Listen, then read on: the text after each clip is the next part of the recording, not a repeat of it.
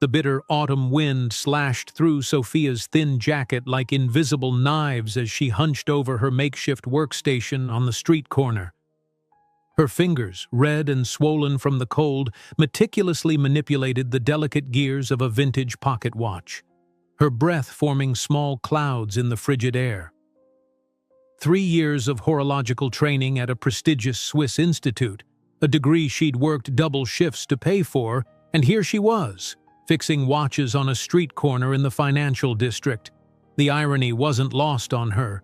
Just across the street loomed the gleaming headquarters of Blackwood Enterprises, a corporate behemoth whose shadow seemed to stretch across the entire city. Inside that temple of glass and steel, executives made more money in a day than she'd see in months. Out here, she was lucky if she could cover this month's rent. A sudden gust tore through the street, scattering her tools across the weathered blanket she'd spread on the concrete. Sophia lunged forward, desperately trying to catch the tiny screws and springs before they disappeared into the sidewalk cracks, each one worth more than the meals she often skipped. That's when the polished Italian leather shoes entered her field of vision. Sophia stilled, her eyes traveling slowly upward. Tailored charcoal pants, a cashmere overcoat worth more than her apartment's security deposit, and finally, the face of its wearer. Sharp cheekbones, piercing gray eyes, and the unmistakable expression of someone accustomed to having the world bend to his will. Alexander Blackwood, the CEO of Blackwood Enterprises. The Ice King, as business magazines called him. She'd seen his face on enough financial papers to recognize him instantly. What she didn't recognize was the expression of genuine distress on his face. Alexander held an antique watch in his palm, its gold case gleaming despite the obvious damage to its face. "Can you fix this?" he asked, his voice lower and less commanding than she had imagined it would be. Sophia straightened her back, professional pride temporarily overriding her intimidation. "May I?" she asked, extending her hand. He placed the watch in her palm, and she immediately recognized the craftsmanship. A 1920s Patek Philippe, museum quality. The crystal was cracked, the hour hand bent at an unnatural angle. "It's my grandfather's," Alexander explained, the hardness in his eyes softening slightly. "It stopped working this morning." Sophia nodded, already assessing the damage. "The movement is Swiss. I trained in Geneva," she said, more to herself than to him. She gently opened the case, revealing the intricate mechanism inside. "The balance staff is broken. I can fix it, but I'll need about an hour." Alexander checked his modern wristwatch, a gesture of a man whose time was measured in thousands of dollars per minute. He seemed to make a calculation before nodding. "Fix it." He didn't ask about the cost, Sophia noticed. Men like him never did. She worked methodically, her fingers gradually warming as she lost herself in the familiar rhythm of watchmaking. The world around her faded, the honking traffic, the rushing pedestrians, even the imposing presence of Alexander Blackwood, who had decided to wait, standing a few feet away, occasionally checking emails on his phone. "Why here?" he asked suddenly, breaking her concentration. Sophia looked up, confused. "Excuse me? Why are you fixing watches on a street corner instead of in a proper shop?" She returned her attention to the delicate mechanism.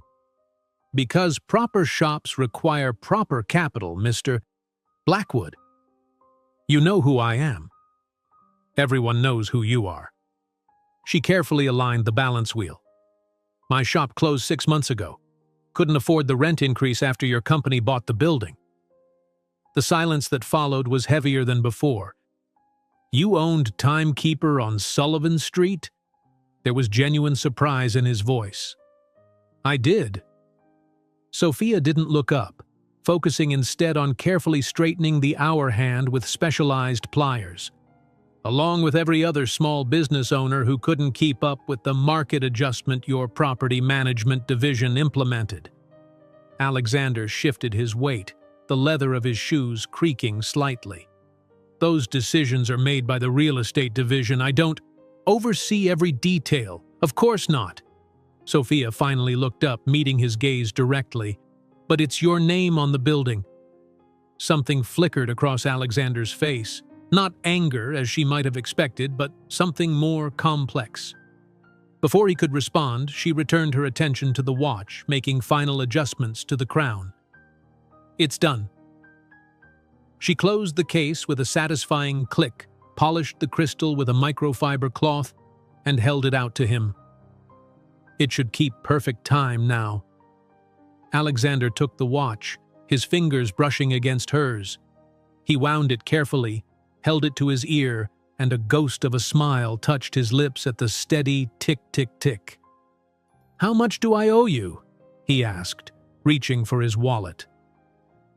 Sophia named her price, fair for the work, but probably what he spent on coffee each morning. Alexander withdrew a bill that was 10 times her quote. "This is your expertise. You should value it accordingly." She stared at the money, pride warring with practicality. The practical side won.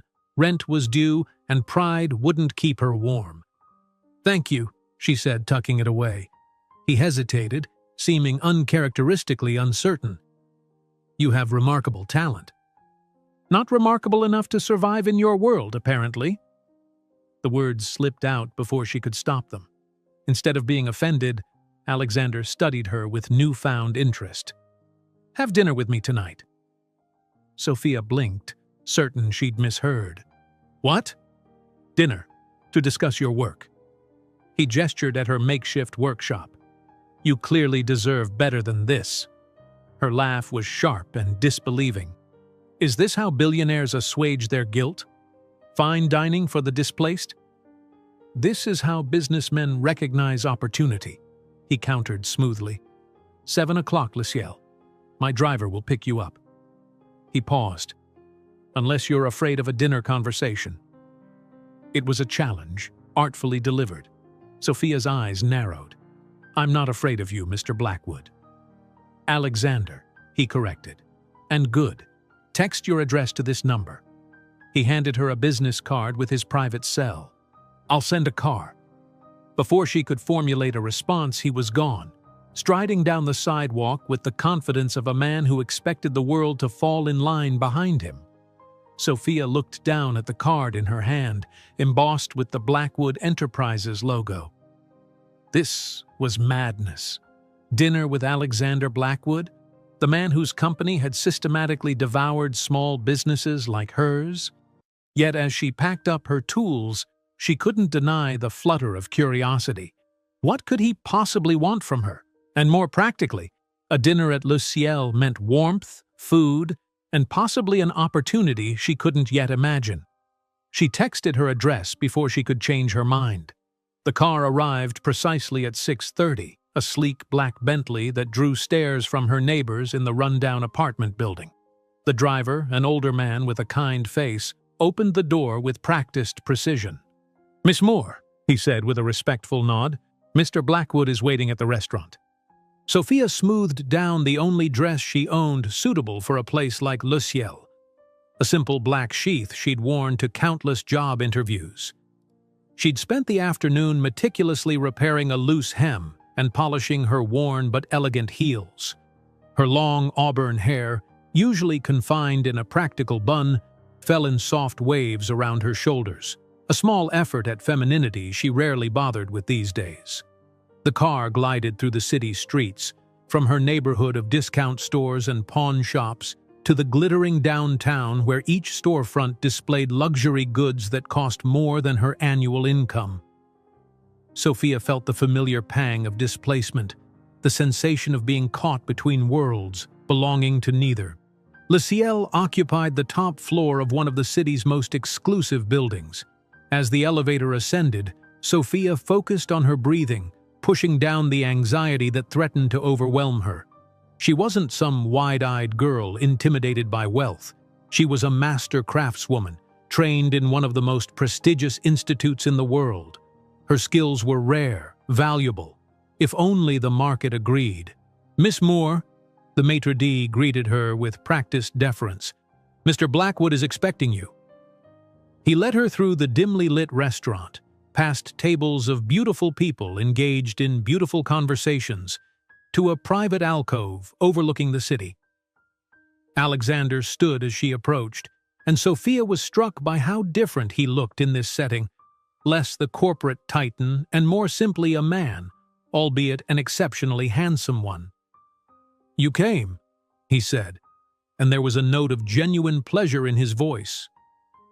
"I was curious," she admitted. Alexander pulled out her chair. "About?" "About what the CEO of Blackwood Enterprises could possibly want from a watchmaker without a shop." A smile touched his lips as he took his seat across from her. "Direct. I appreciate that." The sommelier appeared, presenting a bottle for approval. Alexander barely glanced at it before nodding. "Miss Moore prefers red or white?" "Red," Sophia answered, though her experience with fine wines was limited at best. The waiter poured a small amount for Alexander to taste. He sipped it, nodded, and soon crystal glasses were filled with ruby liquid that caught the candlelight. "To new acquaintances," Alexander said, raising his glass. Sophia raised hers but didn't drink. "Why am I here, Mr. Blackwood?" "Alexander," he corrected again. "And that's simple. I want to offer you a job." Sophia's hand stilled. "A job?" "Blackwood recently acquired a struggling Swiss watchmaking company, Kronos. Perhaps you're familiar with it?" Sophia's heart skipped. Every watchmaker knew Kronos, a once legendary brand that had fallen into obscurity over the last decade. "You bought Kronos?" Alexander nodded. "We need someone who understands both the technical and aesthetic elements of fine watchmaking to revitalize the brand. Someone with vision and traditional training." His eyes met hers. "Someone like you." Sophia set down her glass carefully. "You know nothing about me.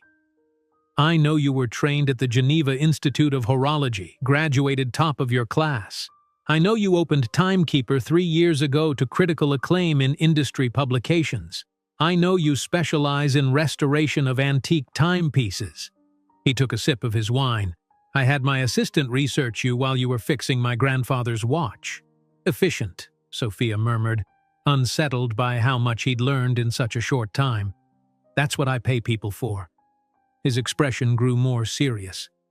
"What I couldn't research was your passion, but I saw that firsthand today, the way you handled that watch, with reverence, understanding. That can't be taught." The waiter appeared with their first course, delicate morsels of art arranged on porcelain. Sophia looked down at food that cost more than her weekly grocery budget. "And what if I'm not interested in corporate work?" she asked, picking up her fork. "Then you'd be a fool," Alexander replied bluntly. "You'd be turning down the opportunity to design watches that could become heirlooms, to work with materials and craftsmen most watchmakers only dream of accessing. While helping rebuild a brand for Blackwood profit margins," she added. "Business is about profit," he acknowledged without apology. "But the best business recognizes value beyond immediate returns. Kronos has heritage, reputation." "Had," Sophia corrected. "They've been making mediocre mass-market pieces for years." A gleam of approval flashed in Alexander's eyes. "Exactly why we need someone with your standards and vision. You understand what makes a timepiece exceptional." Sophia took a small bite, the flavors exploding across her tongue. She chewed slowly, considering his words. What would the position entail exactly? "Creative director of watchmaking. You'd oversee design, quality control, train staff in traditional techniques, full creative autonomy with appropriate budget." "And appropriate compensation?" Sophia asked, surprising herself with her boldness. Alexander named a figure that nearly made her choke on her wine. "That's market value for your expertise," he finished smoothly, "plus relocation to Geneva, living accommodations, travel allowance." Geneva, the city where she'd spent the happiest years of her life training in the art she loved, before debt and reality had forced her back. "Why me?" Sophia asked, her voice quieter. "There are dozens of master watchmakers with more established reputations." Alexander studied her for a moment. Because when I handed you a broken watch worth more than some homes, you didn't see its value. You saw its soul. He leaned forward slightly. That's rare, Sophia. As rare as what you can do with your hands. It was the first time he'd used her first name, and something in his tone made her look up and truly see him. Not the billionaire CEO, but the man across the table, whose eyes held genuine admiration. Dangerous territory, she warned herself. I'll need to see the contract, she said, retreating to practicality. And time to consider. Of course, Alexander signaled for the next course. But first, dinner. We have all evening to discuss watches, Geneva, and your future at Blackwood. As the meal progressed, Sophia found herself drawn into conversation about horology, art, and the cities they'd both loved. Alexander was surprisingly knowledgeable about watchmaking history, asking questions that revealed genuine interest rather than polite conversation. By dessert, Sophia realized with alarm that she was enjoying herself, and worse, starting to see Alexander Blackwood as a person rather than the corporate entity she'd resented. It was nearly midnight when they finally left the restaurant. The city below twinkled like a reflection of the stars hidden by urban light pollution. My driver will take you home, Alexander said as they waited for the elevator. And Sophia? He held out a small case. A token of appreciation for repairing my grandfather's watch. She opened it hesitantly. Inside was a woman's watch. Elegant, vintage, with a mother-of-pearl face and delicate hands. It was my grandmother's, he explained. It hasn't worked in years. Sophia looked up in surprise. You're giving this to me? I'm entrusting it to you, he corrected. Perhaps you can make it tick again. Their eyes met, and something unspoken passed between them, a recognition, a possibility. As the elevator doors opened, Sophia knew that agreeing to dinner had already changed the course of her life. What remained to be seen was whether that change would be for better or worse. Morning light filtered through the thin curtains of Sophia's apartment, illuminating its sparse furnishings. She sat cross-legged on her bed, Alexander's grandmother's watch laid carefully on a cloth before her, along with her specialized tools. She'd been up since dawn, examining the delicate timepiece with the reverence Alexander had noted. The watch was a masterpiece of 1940s craftsmanship, a lady's Vacheron Constantin with hand-engraved flourishes along its gold case. Someone had attempted repairs before, clumsily. Amateur hands had damaged the escapement and balance spring. Sophia worked methodically, losing herself in the familiar ritual. This was what she loved, bringing mechanical poetry back to life, one precise movement at a time. 3 hours passed in what felt like minutes. When the watch finally began to tick, a smile spread across her face. The sound was strong and even, a heartbeat restored after decades of silence. Her phone vibrated on the nightstand, interrupting her moment of triumph. Alexander's private number flashed on the screen. Good morning, Sophia. His voice sounded different over the phone, warmer, less formal. I hope I'm not calling too early. I've been up for hours, she replied, tucking the phone between her ear and shoulder as she carefully closed the watch case. Your grandmother's watch is working again. A pause. Already? That's remarkable. The damage was significant but fixable. Whoever tried to repair it before lacked the proper tools and knowledge. Much like Kronos itself, Alexander said, mishandled by people who understood its value but not its essence. Sophia smiled despite herself. A fitting metaphor.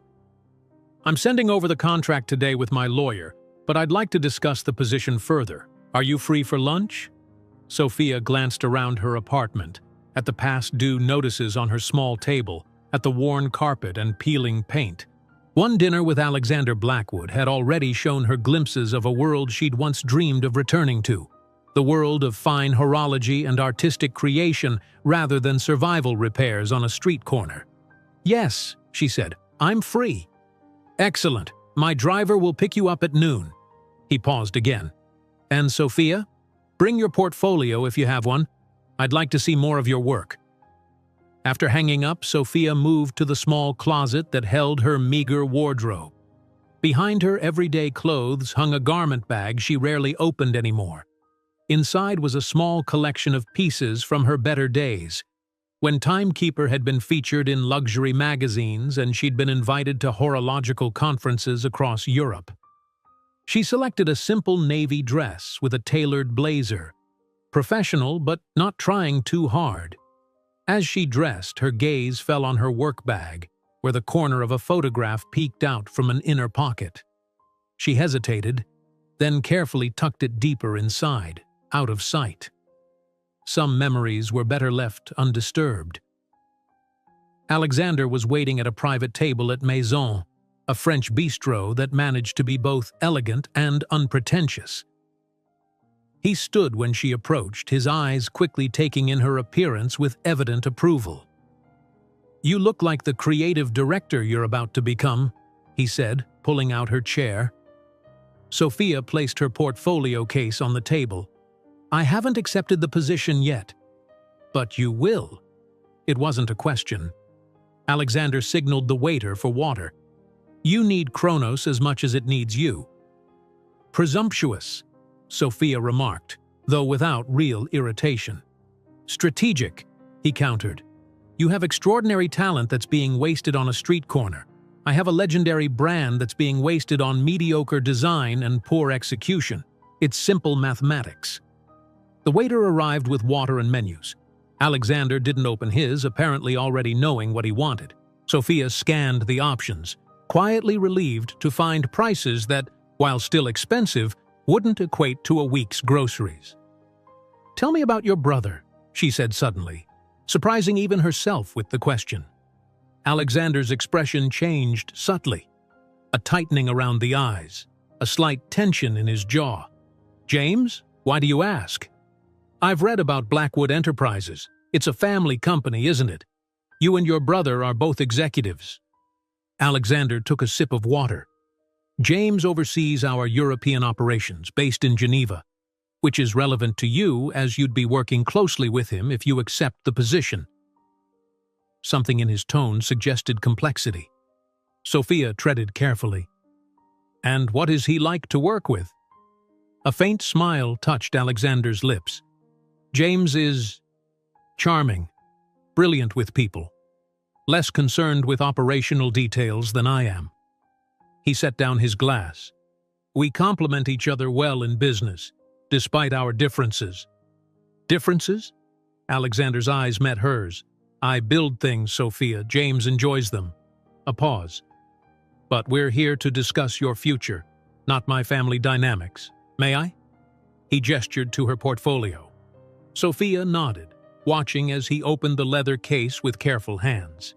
Inside were photographs of her most intricate restorations, alongside designs for original pieces she'd created during her time at the Geneva Institute and after.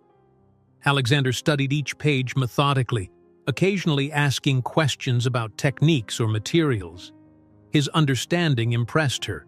He wasn't merely a businessman looking at potential products, but someone who genuinely appreciated the artistry. "This one," he said, pausing at a design for a women's watch with an unusual moon phase complication. "It's remarkable. The integration of the lunar cycle into the overall aesthetic without compromising readability." His finger traced the drawing. "Was this ever produced?" Sophia shook her head. "It was too complex for my small shop's capabilities. The crystal alone would have required specialized cutting techniques." "But Kronos could produce it." Alexander looked up. "With the right leadership and investment." "Theoretically," she agreed cautiously. Their food arrived, a simple but perfectly executed coq au vin for Sophia, steak frites for Alexander. They ate in companionable silence for a few moments. "Why watches?" Alexander asked finally. "Out of all possible crafts, why did you choose horology?" Sophia considered the question, her fork pausing midway to her mouth. "My grandfather," she said after a moment. He repaired clocks in a small shop in Lyon. I would spend summers with him, watching his hands bring these mechanical creatures back to life. Her expression softened at the memory. He said that watchmakers don't just measure time, they give it meaning. Each watch carries the heartbeat of its maker, ticking on long after they're gone. Alexander was watching her intently, his food forgotten. And that resonated with you. Completely. I was 14 when he let me restore my first pocket watch. The feeling when it started ticking again. She shook her head slightly. Nothing has ever compared. Your parents didn't share this passion? A shadow crossed Sophia's face. My father thought it was a waste of potential. He wanted me to study business like him.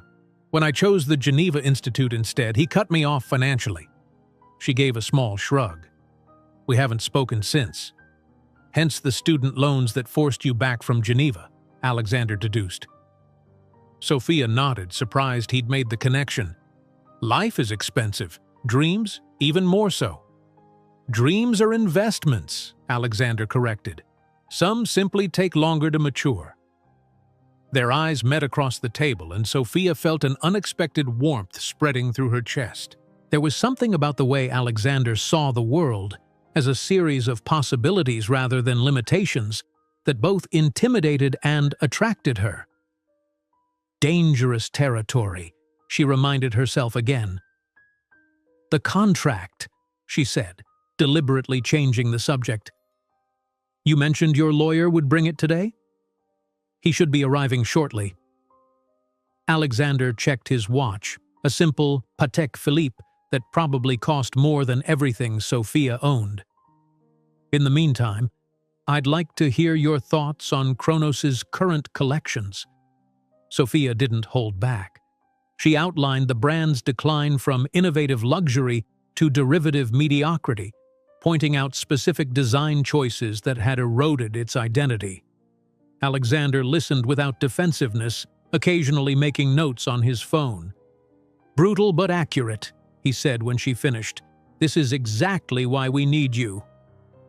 A man in an impeccable suit approached their table carrying a leather portfolio. Mr. Blackwood, the documents you requested. Alexander introduced his lawyer, who laid out the contract with efficient precision. Sophia read through the terms carefully, aware of both men watching her. The position was exactly as Alexander had described. Creative director of watchmaking for Kronos, with substantial creative control, resources, and compensation. It was everything she'd ever wanted professionally. The relocation package includes a fully furnished apartment in Geneva's Old Town, the lawyer explained, plus transportation of your personal effects and a settling-in allowance.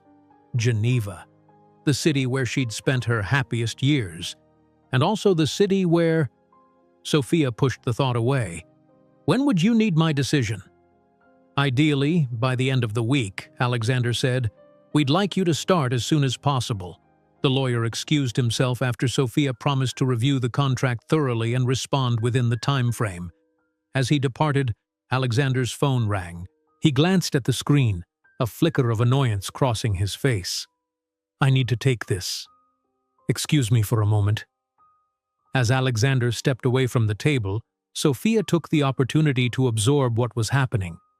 Yesterday, she'd been fixing watches on a street corner, struggling to make rent. Today, she was being offered a dream position that would return her to the world she loved. It seemed too perfect, too convenient. Yet Alexander's interest in her skills appeared genuine, and the contract was more than fair. It was generous. Her thoughts were interrupted when Alexander returned, his expression tighter than before. Everything all right? She asked. Family business, he said dismissively. Nothing for you to worry about. He glanced at his watch. Unfortunately, I need to cut our lunch short. An unexpected situation requires my attention. Of course, Sophia said, gathering her portfolio. Take your time with the contract. If you have questions, call me directly. He signaled for the check. And Sophia, I meant what I said about your talent. Don't let pride stand in the way of opportunity. Outside the restaurant, as they waited for their respective cars, Alexander turned to her. "I'm hosting a charity gala at my home tomorrow evening. I'd like you to attend. Meet some key people from the industry who'll be there, potential colleagues." "I don't have anything appropriate to wear to a gala," Sophia admitted. "That's easily remedied." Alexander handed her a business card. "Clara Simmons, my personal shopper. She'll help you find something suitable. It's part of your signing bonus." "I haven't signed yet," Sophia pointed out. Alexander smiled, a genuine one that transformed his face. "Consider it a gesture of good faith, then." His car arrived first, a sleek Aston Martin with a driver. "Tomorrow, 8 o'clock. Clara will arrange everything." As she watched his car pull away, Sophia couldn't shake the feeling that her life was accelerating beyond her control. The contract in her bag represented everything she'd worked toward: recognition, creative freedom, financial security. So why did a small voice in the back of her mind whisper caution? Her own car arrived, the same Bentley from yesterday, with the same kind-faced driver. "Where to, Miss Moore?" he asked as she settled into the back seat. Sophia hesitated, then gave her address. As the car navigated through the city, she found herself thinking not of the contract or the job, but of Alexander himself. The way his eyes had lit up examining her designs, the way he'd listened when she spoke of her grandfather, the unexpected depth beneath the polished CEO exterior. Her work bag shifted on the seat beside her, and the corner of the photograph peeked out once more, a silent reminder of another life, another connection. Sophia tucked it away firmly. The past was the past, and for the first time in years, her future held genuine promise. Clara Simmons was a whirlwind of efficiency wrapped in Chanel. Within hours of Sophia's call, she had transformed a private room at Bergdorf Goodman into a personalized boutique, with dresses, shoes, and accessories carefully selected for the occasion. "Mr. Blackwood was quite specific," Clara explained, assessing Sophia with a professional eye. "Elegant, but not ostentatious. You're to be presented as a respected artisan, not arm candy." Sophia raised an eyebrow at the phrasing but said nothing as Clara guided her through the options. They settled on a midnight blue gown with a simple silhouette that somehow managed to look both timeless and modern. The fabric shimmered subtly under the lights, reminiscent of the night sky. "Perfect," Clara declared, her critical eye softening. "The craftsmanship mirrors your own, subtle complexity rather than obvious showmanship." As they waited for alterations, Clara's phone chimed. She glanced at it, then back at Sophia with newfound interest. "Kronos," she said.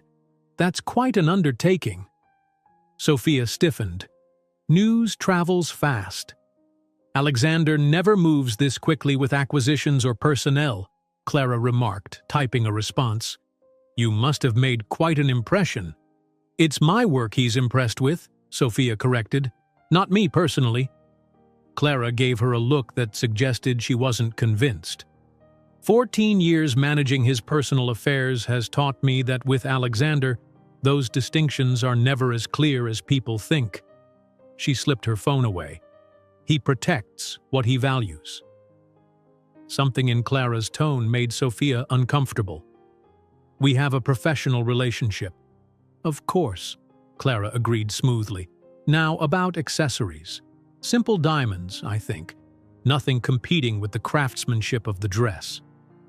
As Clara turned to consult with the saleswoman, Sophia caught her reflection in the three-way mirror. The woman staring back at her looked like someone from her past life, the promising young horologist with the world at her fingertips, not the street corner watchmaker struggling to survive. It was a dangerous illusion, she reminded herself. Designer dresses and charity galas didn't change who she was or what had happened in Geneva. Alexander's home was exactly what Sophia expected, a penthouse spanning the entire top floor of one of the city's most exclusive buildings. Floor-to-ceiling windows showcased breathtaking views of the skyline, while the interior balanced masculine modernism with unexpected warmth in its wood and leather accents. Art adorned the walls, Not the predictable status pieces of the newly wealthy, but thoughtfully curated works that spoke of genuine appreciation.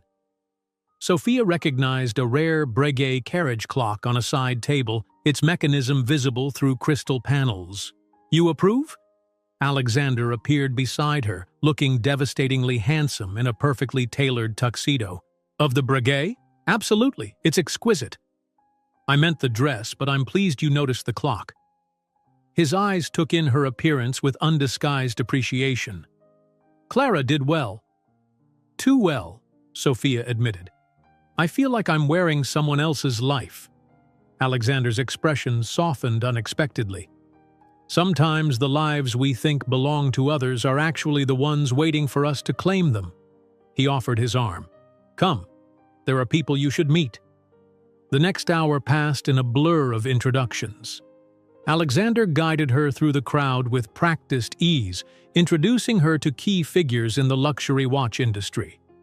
Sophia was surprised to discover how many recognized her name.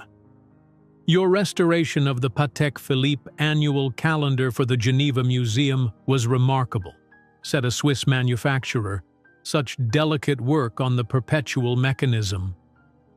"Your article on modern applications of traditional guilloche techniques was brilliant," commented the editor of a prestigious horological journal.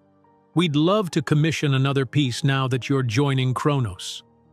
Each conversation reinforced what Alexander had told her.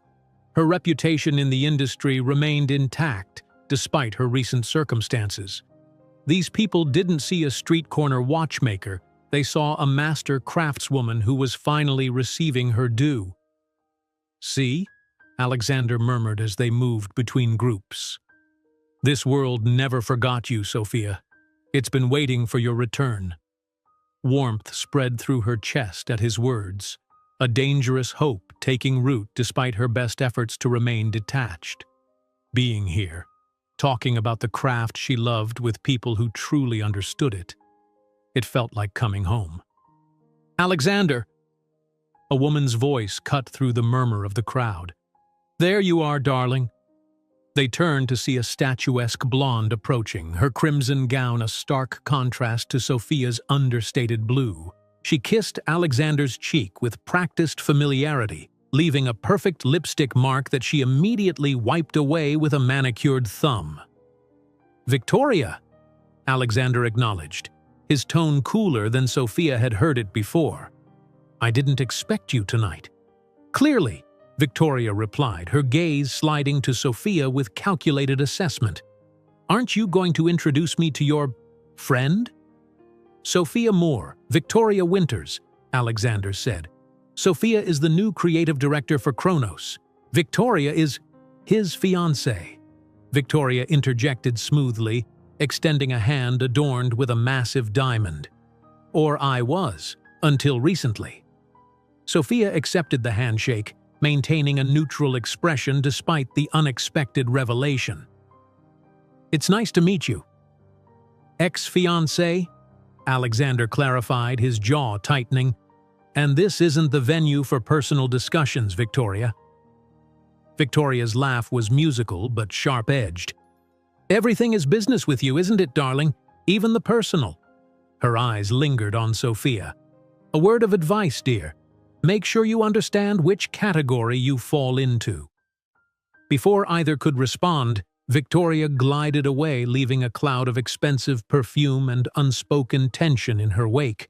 "I apologize for Victoria," Alexander said after a moment. "Our engagement ended awkwardly." "You don't owe me an explanation," Sophia replied, though questions burned in her mind.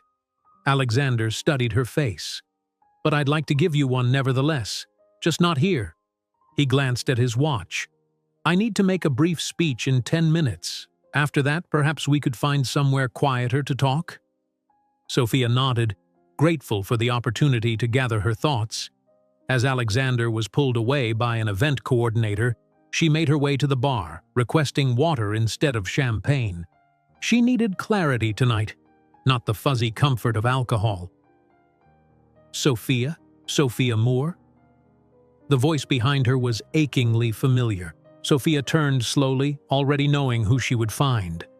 "Marcus," she acknowledged, facing the bespectacled man who had been her mentor at the Geneva Institute.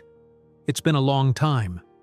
3 years, he confirmed, his Swiss accent as pronounced as she remembered. "Since you left Geneva so abruptly." His kind eyes searched her face. "You disappeared, my dear. No goodbyes, no forwarding address." Shame and old pain twisted in Sophia's stomach. "I had my reasons." "I'm sure you did." Marcus sipped his champagne. "James Blackwood was quite distraught after your departure. He came looking for you at the Institute." Sophia's hand tightened around her water glass. "That's in the past now." "And yet here you are, at his brother's gala." Marcus raised an eyebrow. "Does Alexander know about your history with James?" "There's nothing to know," Sophia said firmly. "A brief relationship that ended. Nothing more." Marcus's expression suggested he didn't believe her, but he was too polite to contradict. "Well, I'm pleased to see you returning to our world. Your talent was always too exceptional to waste." "Sophia." Alexander appeared at her side, his hand coming to rest lightly at the small of her back. "I see you've met Marcus." "We're old acquaintances," Marcus explained, shaking Alexander's hand. "I had the privilege of teaching Sophia at the Institute. Her skills were unmatched even then." "That doesn't surprise me," Alexander replied. "Would you excuse us, Marcus? I'm afraid I need to steal Sophia away for my speech." As Alexander guided her toward the center of the room, Sophia felt the weight of Marcus's gaze following them, knowing, concerned, a connection to a past she'd tried to bury. Alexander's speech was brief but compelling, outlining Blackwood's acquisition of Kronos and their commitment to restoring the brand's legacy of innovation and craftsmanship. When he introduced Sophia as the new creative director, a warm round of applause filled the room. She forced a smile, nodding in acknowledgement while her mind raced with the implications of running into Marcus. If he was here, others from Geneva might be as well. People who knew about her and James. As the formal portion of the evening concluded, Alexander led her to a private terrace overlooking the city. The autumn air was crisp, prompting him to place his jacket around her shoulders in a gesture that felt both gallant and possessive. "Victoria and I were engaged for 6 months," he said without preamble, leaning against the railing. "A merger of families more than hearts, if I'm being honest. She ended it when I refused to make her father chairman of Blackwood's board." "I see," Sophia said, pulling his jacket closer against the chill. "I tell you this not to garner sympathy, but because I want complete transparency between us." Alexander turned to face her. No hidden agendas, no unspoken expectations. The irony of his words wasn't lost on Sophia. Her entire presence in his life was built on an omission, one that grew more significant with each passing hour. "I should tell you something," she began, the words sticking in her throat. Alexander's phone rang, the screen illuminating with James and a photograph of his brother. He silenced it without answering. "James has terrible timing," he remarked dryly. "Always has. You were saying?" The moment had passed. Sophia shook her head. "It's nothing important." Alexander studied her face, clearly not believing her but choosing not to press. "I've been thinking about your first collection for Kronos. What if we launched with your moon phase design, the one from your portfolio?" The abrupt change of subject caught Sophia off guard. "That would be ambitious for an initial release." "Ambitious is precisely what Kronos needs." Alexander's eyes lit with genuine enthusiasm. "A statement piece that announces our return to haute horlogerie rather than mass luxury. Your design has that perfect balance of innovation and classical elements." Despite her internal turmoil, Sophia couldn't help but be drawn in by his vision. They spent the next half hour discussing technical specifications, materials, and production timelines, the conversation flowing naturally between them. Alexander's business acumen complemented her artistic sensibility in a way that felt almost magical. "You've already signed the contract in your mind, haven't you?" Alexander observed with a knowing smile. Sophia hesitated, then nodded. "The opportunity is too perfect to refuse. Then why do I sense reservation?" His gaze was penetrating, seeing more than she wanted to reveal. "Geneva holds complicated memories for me," she admitted carefully. "The past often does." Alexander stepped closer, his proximity sending an unwelcome thrill through her. "But we're offering you a future, Sophia, one worthy of your talents." His hand came up to brush a strand of hair from her face, the gesture intimate yet restrained. The air between them seemed to crackle with potential, professional, personal, something undefined yet powerful. "Mr. Blackwood?" An assistant appeared at the terrace door. "Your brother is on the line. He says it's urgent." Alexander sighed, his hand dropping away. "Tell him I'll call back in 5 minutes." "He was quite insistent, sir. Something about the Geneva office and urgent documents requiring your signature." "Fine." Alexander turned to Sophia apologetically. "Business never sleeps, especially across time zones. Will you excuse me?" Sophia nodded, oddly relieved for the interruption. As Alexander strode away, phone already at his ear, she took a deep breath of the night air, trying to clear her head. In less than 48 hours, Alexander Blackwood had offered her everything she'd lost: professional respect, creative opportunity, financial security. His interest in her went beyond the professional. That much was clear from the nearly missed moment they'd just shared. And yet, as his voice drifted from inside, the familiar cadence of his conversation with James reaching her, even without distinguishable words, Sophia felt the walls of her carefully constructed new reality beginning to crack. Geneva, Kronos, James. The past and present were colliding in ways she couldn't have anticipated, drawing her into a web of connections and secrets that threatened everything this unexpected second chance promised. The photograph in her bag seemed to burn through the fabric, a tangible reminder of what awaited in Geneva, and what Alexander still didn't know. Dawn was breaking when Sophia finally returned to her apartment, the borrowed finery of the evening a stark contrast to her surroundings. She kicked off the designer heels, carefully hung the gown in its garment bag, and sank onto her worn couch, still wearing Alexander's jacket around her shoulders. Its subtle cologne lingered on the fabric, a sensory reminder of the man who had, in the span of 3 days, completely upended her carefully constructed life. Sleep eluded her despite her exhaustion. After tossing restlessly for an hour, she gave up and moved to her workbench, the one possession she'd refused to sell even in her most desperate months. The reassuring weight of her tools in her hands always brought clarity. She opened her worn leather case and removed Alexander's grandmother's watch, which she'd finished repairing. The delicate timepiece ticked steadily, its rhythm soothing to her overwrought nerves. Next to it, she placed the Kronos contract, its pages crisp and official. 2 paths, both leading to Alexander Blackwood, one to his past, one to his future. With a sigh, Sophia reached for her work bag and removed the photograph she'd been hiding. She hadn't looked at it in nearly a year, yet every detail remained etched in her memory. The image showed a younger Sophia standing on a Geneva lakefront, laughing as a man with his arm around her waist pressed a kiss to her temple. James Blackwood, with his charismatic smile and carefree demeanor, looking at her as if she were the most precious thing in the world. They'd met at a horological conference where she'd presented a paper on traditional finishing techniques.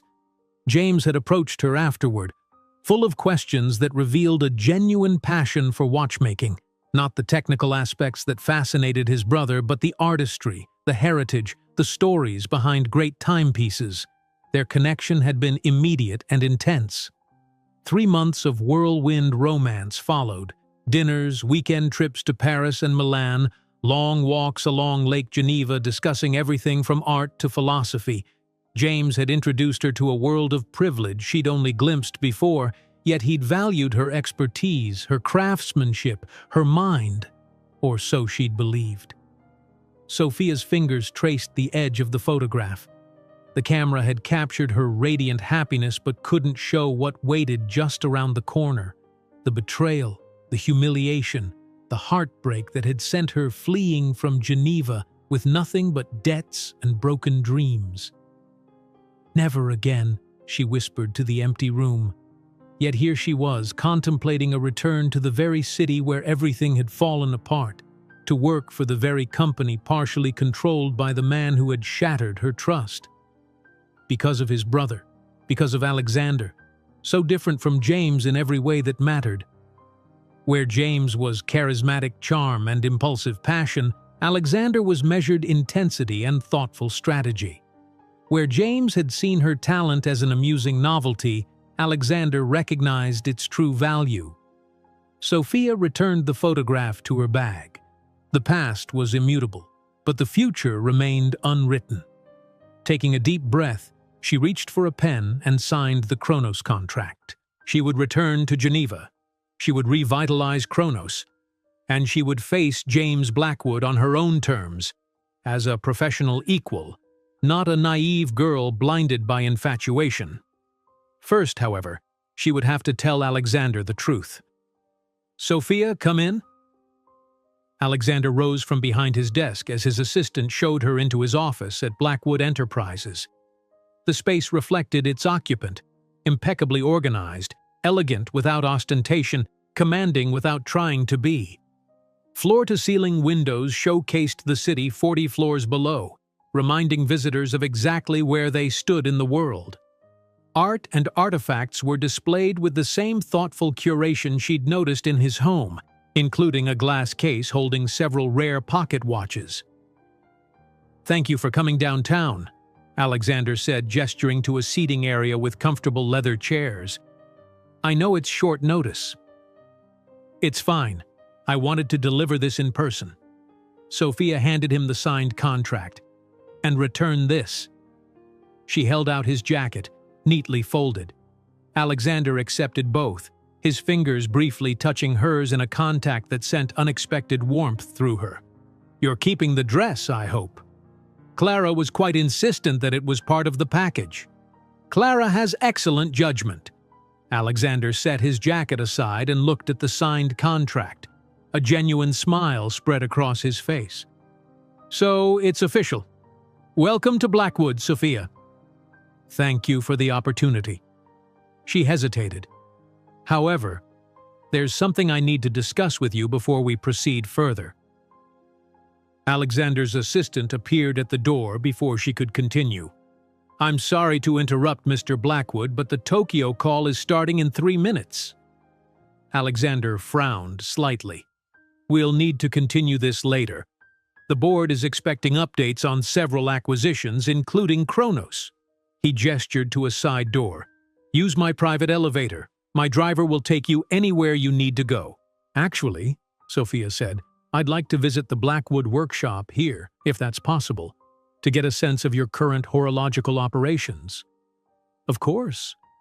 Alexander looked pleased by her initiative. "I'll have my assistant arrange it. Dinner tonight? We can continue our conversation then." Sophia nodded, uncomfortably aware that each postponement made her confession more difficult. As she turned to leave, Alexander caught her hand. "Sophia." His voice was lower, more intimate than his professional tone. "I'm glad you're joining us." The simple sincerity in his words caught her off guard. This wasn't the calculated charm James had wielded so effortlessly, but something more genuine, and therefore more dangerous to her carefully guarded heart.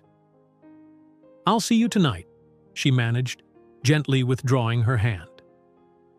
The Blackwood workshop occupied the entire 38th floor, a state-of-the-art facility where master craftsmen worked on limited edition timepieces bearing the Blackwood name. Unlike Kronos, which produced watches at various price points, Blackwood timepieces were ultra-luxury items produced in extremely limited quantities for select clients. Howard Chen, the head watchmaker, gave Sophia a comprehensive tour. His initial reserve melted when she asked detailed technical questions that revealed her expertise. "Mr. Blackwood mentioned you trained in Geneva," Howard remarked as they observed a craftsman applying perlage to a movement plate. "With François Joubert?" "For 2 years," Sophia confirmed. "His approach to traditional finishing techniques formed the foundation of my work." Howard nodded appreciatively. "I studied under him as well, though some years earlier. His standards were exacting." "Borderline tyrannical," Sophia agreed with a smile. "But I've never met anyone with a better eye for detail." Their shared experience created an immediate rapport. As they continued through the workshop, Howard explained the Blackwood approach to watchmaking. "Alexander insists on absolute precision and innovation, but never at the expense of tradition," he explained. "Each Blackwood timepiece must advance the craft while honoring its heritage." "And Kronos?" Sophia asked. Howard's expression grew more measured. "Kronos has different oversight." "You mean James?" Sophia said, the name feeling strange on her lips after so long. Howard looked surprised. "Yes, James Blackwood oversees Kronos directly. He has a more commercial vision." "Meaning?"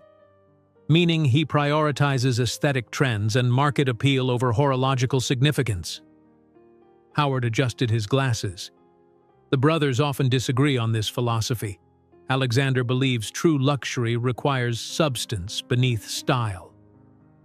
"And James believes style is substance," Sophia murmured, remembering all too well James's approach to life, the dazzling surface that masked a hollow core. Howard gave her a curious look but continued with the tour. By its conclusion, Sophia had a much clearer understanding of how Kronos would fit within the Blackwood portfolio, and the challenges she would face working under James while reporting to Alexander. The potential for disaster seemed even greater than she'd initially feared. Alexander's driver was waiting when she finished at the workshop. "Mr. Blackwood suggested I take you shopping for essentials. You'll be leaving for Geneva in 3 days." "3 days?" Sophia repeated, stunned by the accelerated timeline. "Yes, miss. Mr. Blackwood is arranging everything. He said you'd want to get settled before the Kronos team meeting next week." The rapid pace left her dizzy. 3 days to pack up her life, prepare for her new role, and most importantly, tell Alexander the truth about her history with his brother. Rather than shopping, Sophia directed the driver to her apartment building. She needed time to think, to plan her approach for dinner with Alexander. Inside her apartment, she moved methodically, sorting her meager possessions into categories: keep, store, discard. Most of her belongings fell into the latter category, remnants of a life she was eager to leave behind. What couldn't be left behind was the truth. Tonight, she would tell Alexander everything, regardless of how it might affect her new position. Beginning this relationship, professional or otherwise, with a lie of omission would poison any chance of success. As Sophia carefully packed her tools, a text message arrived from Alexander. "Car will pick you up at 7. Wear the blue dress again. A." The casual command might have irritated her from anyone else, but from Alexander it felt like anticipation rather than presumption. He'd noticed how the dress had made her feel: confident, elegant, herself. At precisely 7 how, the Bentley arrived. This time Alexander was waiting inside, looking devastatingly handsome in a charcoal suit that emphasized his broad shoulders and lean physique. "I hope you don't mind," he said, as she slid into the seat beside him. "I finished earlier than expected and thought we could enjoy the drive together." In the intimate confines of the car, Sophia was acutely aware of his presence, the subtle cologne, the intensity that seemed to radiate from him even in repose. She'd rehearsed her confession a dozen times throughout the afternoon, but now the words stuck in her throat. "You've had a productive day," Alexander observed. "Howard was impressed by your knowledge and vision for Kronos." "Howard is a master craftsman. His approval means a great deal." "He rarely offers it," Alexander said with a hint of pride. "You've been making excellent impressions all around, Sophia." "About that?"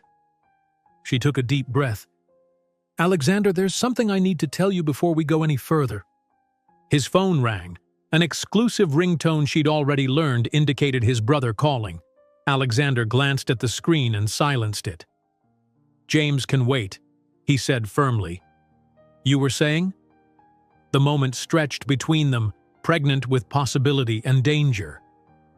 Sophia opened her mouth to continue when Alexander's phone chimed with a text message. His expression darkened as he read it. "I apologize, Sophia, but we need to make a stop before dinner. An urgent matter requires my attention." The car changed direction, heading toward the financial district. Sophia felt the moment slipping away, yet couldn't find the courage to force the issue with Alexander, clearly preoccupied by whatever message he'd received. They pulled up outside the Blackwood building, its lobby still illuminated despite the late hour. "This won't take long," Alexander assured her as the driver opened her door. "There's something I need to sign immediately for our Geneva office." The elevator ride to the executive floor was silent, tension replacing the earlier warmth between them. When the doors opened, Alexander strode purposefully toward his office, Sophia following a few paces behind. His assistant's desk was empty, but light spilled from Alexander's open office door. As they approached, a male voice drifted into the hallway. "Alex, this is ridiculous. You can't possibly expect me to—" Sophia froze, the voice stopping her heart mid-beat. She knew that voice, had once loved the sound of it whispering in her ear. It had been 3 years, but she would recognize it anywhere. James Blackwood was in Alexander's office. Alexander had already reached the doorway. "James, you're supposed to be in Geneva." "Obviously," came the sardonic reply. "Yet here I am, summoned like a schoolboy to the headmaster's office because you've unilaterally decided to restructure my division." "Our division," Alexander corrected. "And I didn't summon you. I merely informed you of changes that the board has already approved.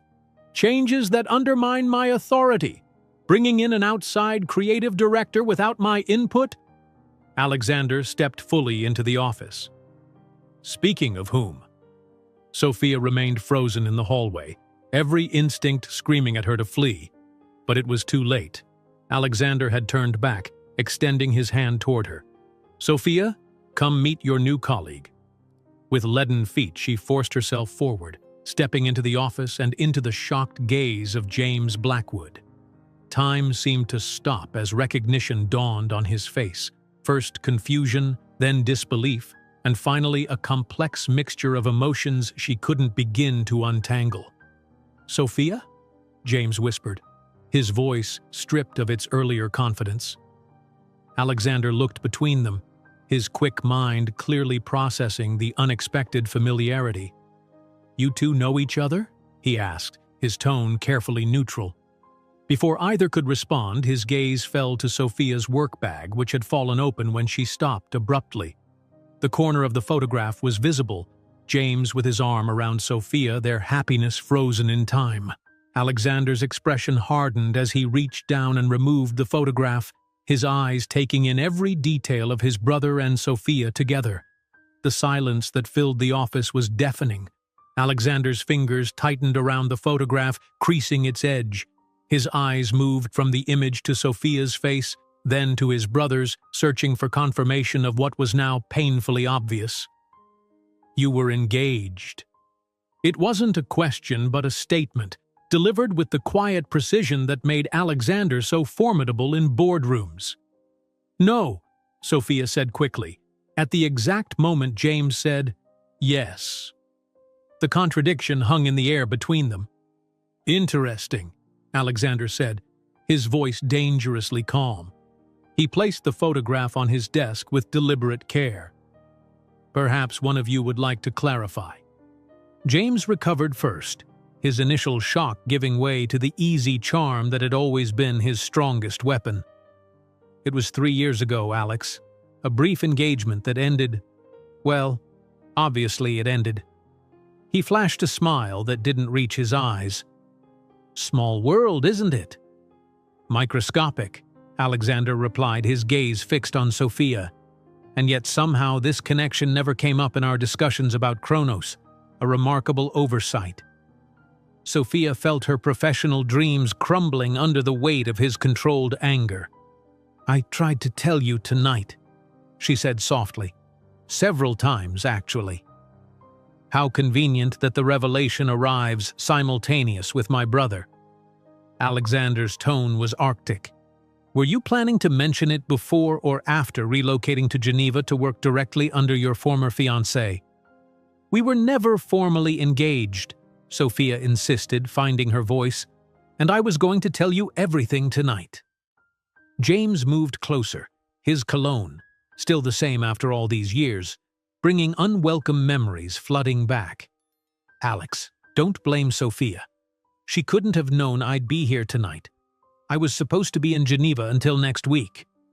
Alexander ignored him, his focus unwavering from Sophia. 3 days.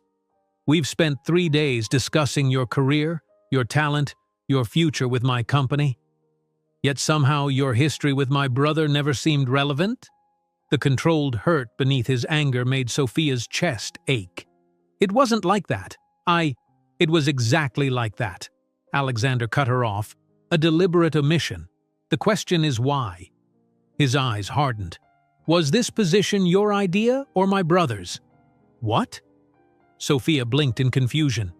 "Alex," James interjected, "you can't possibly think that you orchestrated this." Alexander finally turned to his brother. "That you identified a watchmaker of exceptional talent who also happened to be someone you once claimed to love and maneuvered me into hiring her? It wouldn't be your first attempt at corporate sabotage." James's easy demeanor slipped, revealing a flash of the calculated ambition beneath. "Paranoia doesn't suit you, brother. I had no idea you were considering Sophia for Kronos until I received your email yesterday." "A coincidence, then," Alexander said, clearly not believing it. "You'll forgive my skepticism. I've had 3 decades of experience with your coincidences." Sophia looked between the brothers, glimpsing a history of conflict far deeper than professional disagreement. "This isn't James's doing," she said firmly. "I never expected to see him again, let alone work with him." Alexander's piercing gaze returned to her. "Then explain the photograph. Why carry it if the relationship meant nothing?" "I didn't say it meant nothing," Sophia replied, her voice quiet but steady. "I said we weren't engaged." "Semantics," James interrupted with a dismissive wave. "We were practically engaged. We lived together, for God's sake." Sophia's head snapped toward him. "For 2 weeks, James. 2 weeks when my apartment flooded, not the domestic partnership you're implying." A muscle twitched in Alexander's jaw. "I don't need the details of your cohabitation. What I need is honesty, which has been notably absent." "Then let me be honest now," Sophia said, squaring her shoulders. "Yes, James and I were involved 3 years ago in Geneva. It ended badly. I left Switzerland and rebuilt my life here. When you approached me about Kronos, I should have told you immediately about my history with your brother. I didn't, and that was wrong." Alexander's expression remained unreadable. "Why didn't you?" The simple question required a complex answer, one that involved pride, shame, and the very real fear of losing the opportunity of a lifetime. "Because I didn't want my past to destroy my future," she admitted. "Because I've worked too hard to be defined by a relationship that failed. And because you knew I wouldn't hire you if I knew the truth," Alexander added coldly. "Would you have?" Sophia challenged. A tense silence followed her question. James broke it with a theatrical sigh. "This is absurd. Alex, whatever happened between Sophia and me was years ago. It has no bearing on her qualifications for Kronos." "Everything has bearing," Alexander replied without looking at his brother. "Nothing exists in isolation." He picked up the photograph again, studying it. "Especially not this." "Alexander," Sophia began, but he cut her off with a raised hand. I need to consider the implications for Kronos. His tone had shifted from personal to professional, a retreat to safer ground. James, we'll continue our discussion about the restructuring tomorrow. 9 a.m. my office. But 9 a.m., Alexander repeated with finality. He turned to Sophia. As for your position, I'll need to consult with the board before proceeding further. The clinical dismissal hurt worse than anger would have. I understand, Sophia said, her voice barely audible. My driver will take you home. Alexander reached for his phone, already moving on, already shutting her out. Alex, James tried once more. You're overreacting. Sophia is the best person for Kronos, regardless of our past. Your opinion on this matter is neither required nor welcome, Alexander replied without looking up. Good night, James. Recognizing dismissal, James nodded stiffly. Fine, we'll talk tomorrow. He turned to Sophia, something unreadable flickering in his eyes. It was unexpected to see you again, Sophia. She said nothing, unwilling to engage with him in front of Alexander. James hesitated a moment longer before departing, leaving Sophia alone with Alexander's cold silence. I'll go, she said quietly, when it became clear he had nothing more to say. Alexander finally looked up, his expression carefully composed. The driver is waiting downstairs. He paused.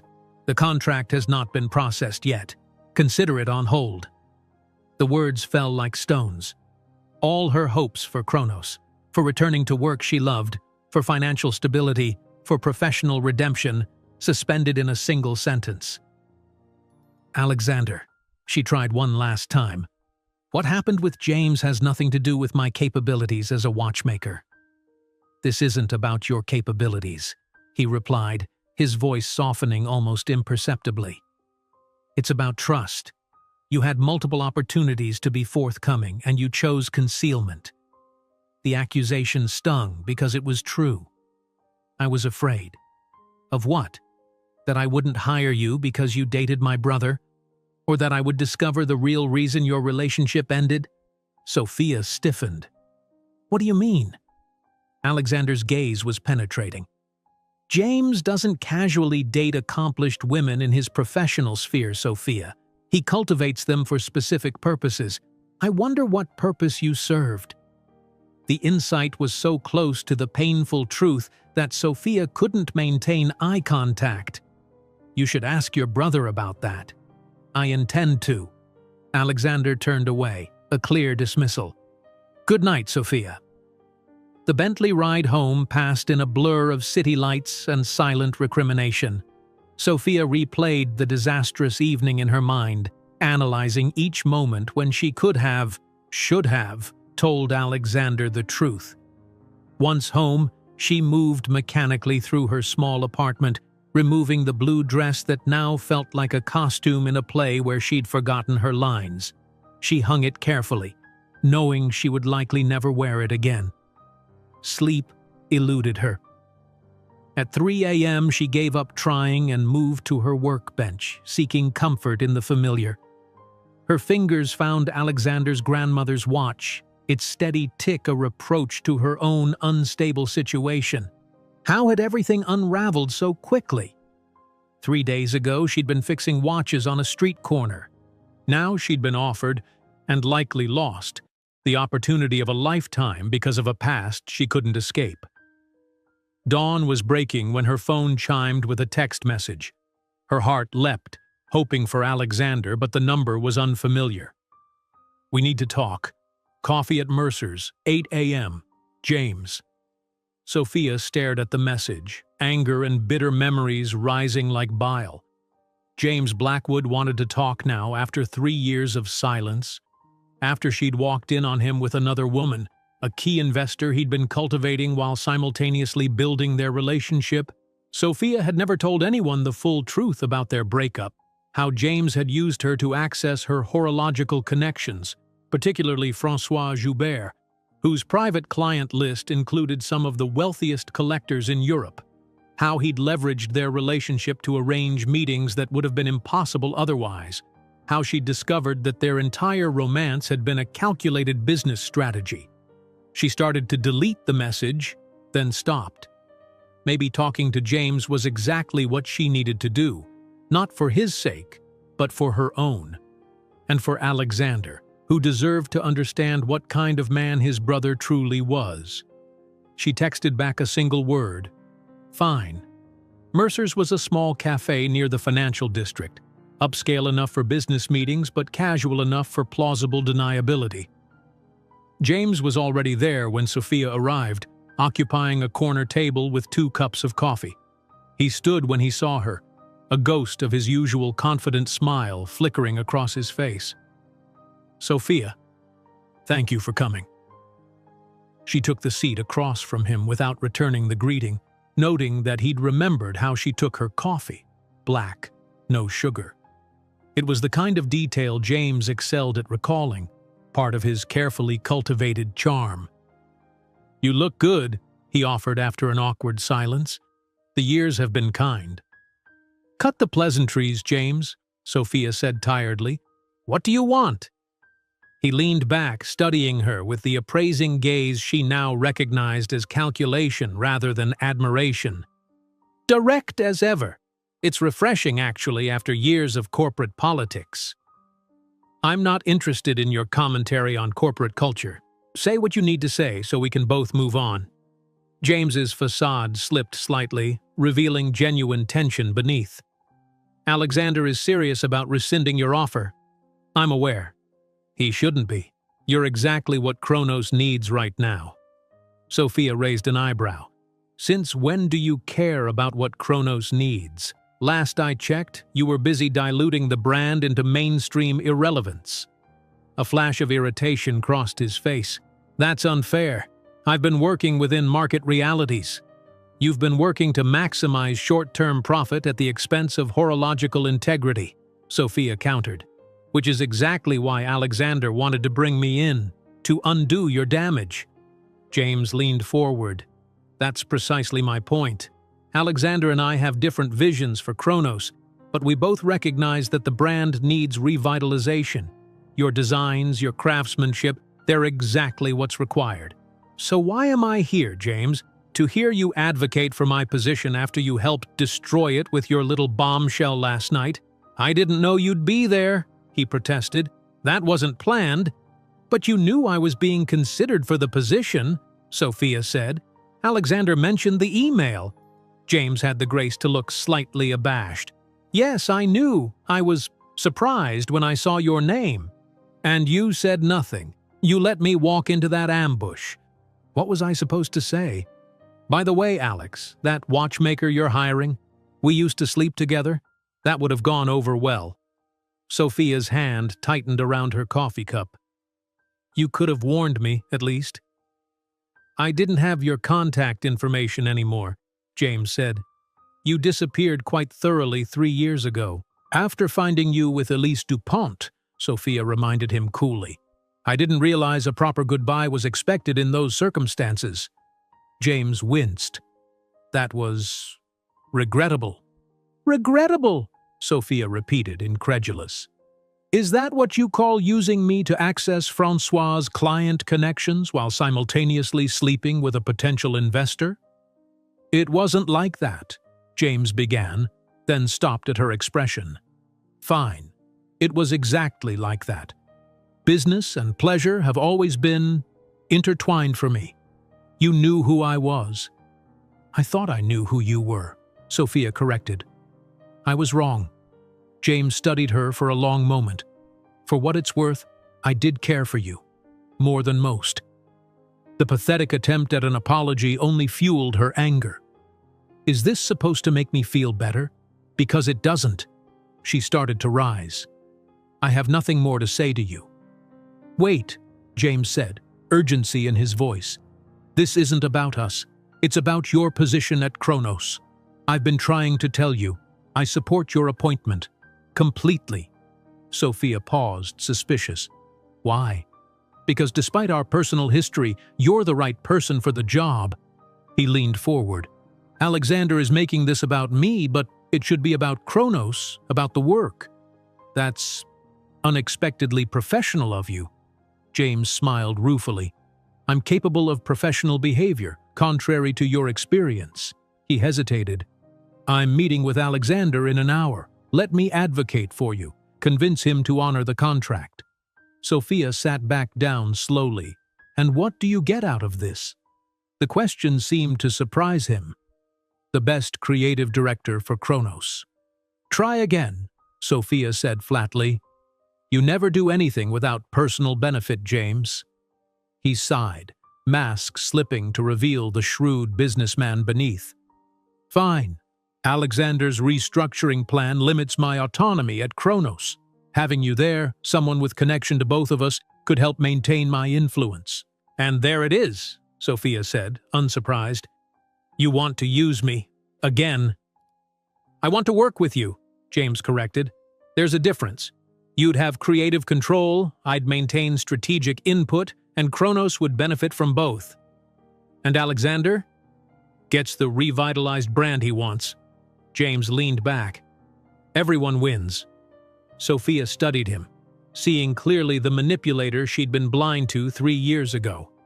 Except Alexander doesn't know the whole story about us, does he? About why we really ended.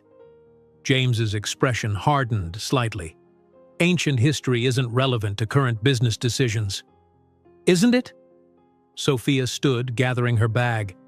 Tell Alexander whatever you want, James. But know this. If I get this position, it will be on my terms, not yours. I won't be your connection or your influence. I'll report directly to Alexander, as the contract stipulates. That's not realistic given the Geneva operations. Those are my terms, Sophia interrupted. Take them or leave them. She left without waiting for his response, stepping into the morning sunlight with a strange sense of liberation.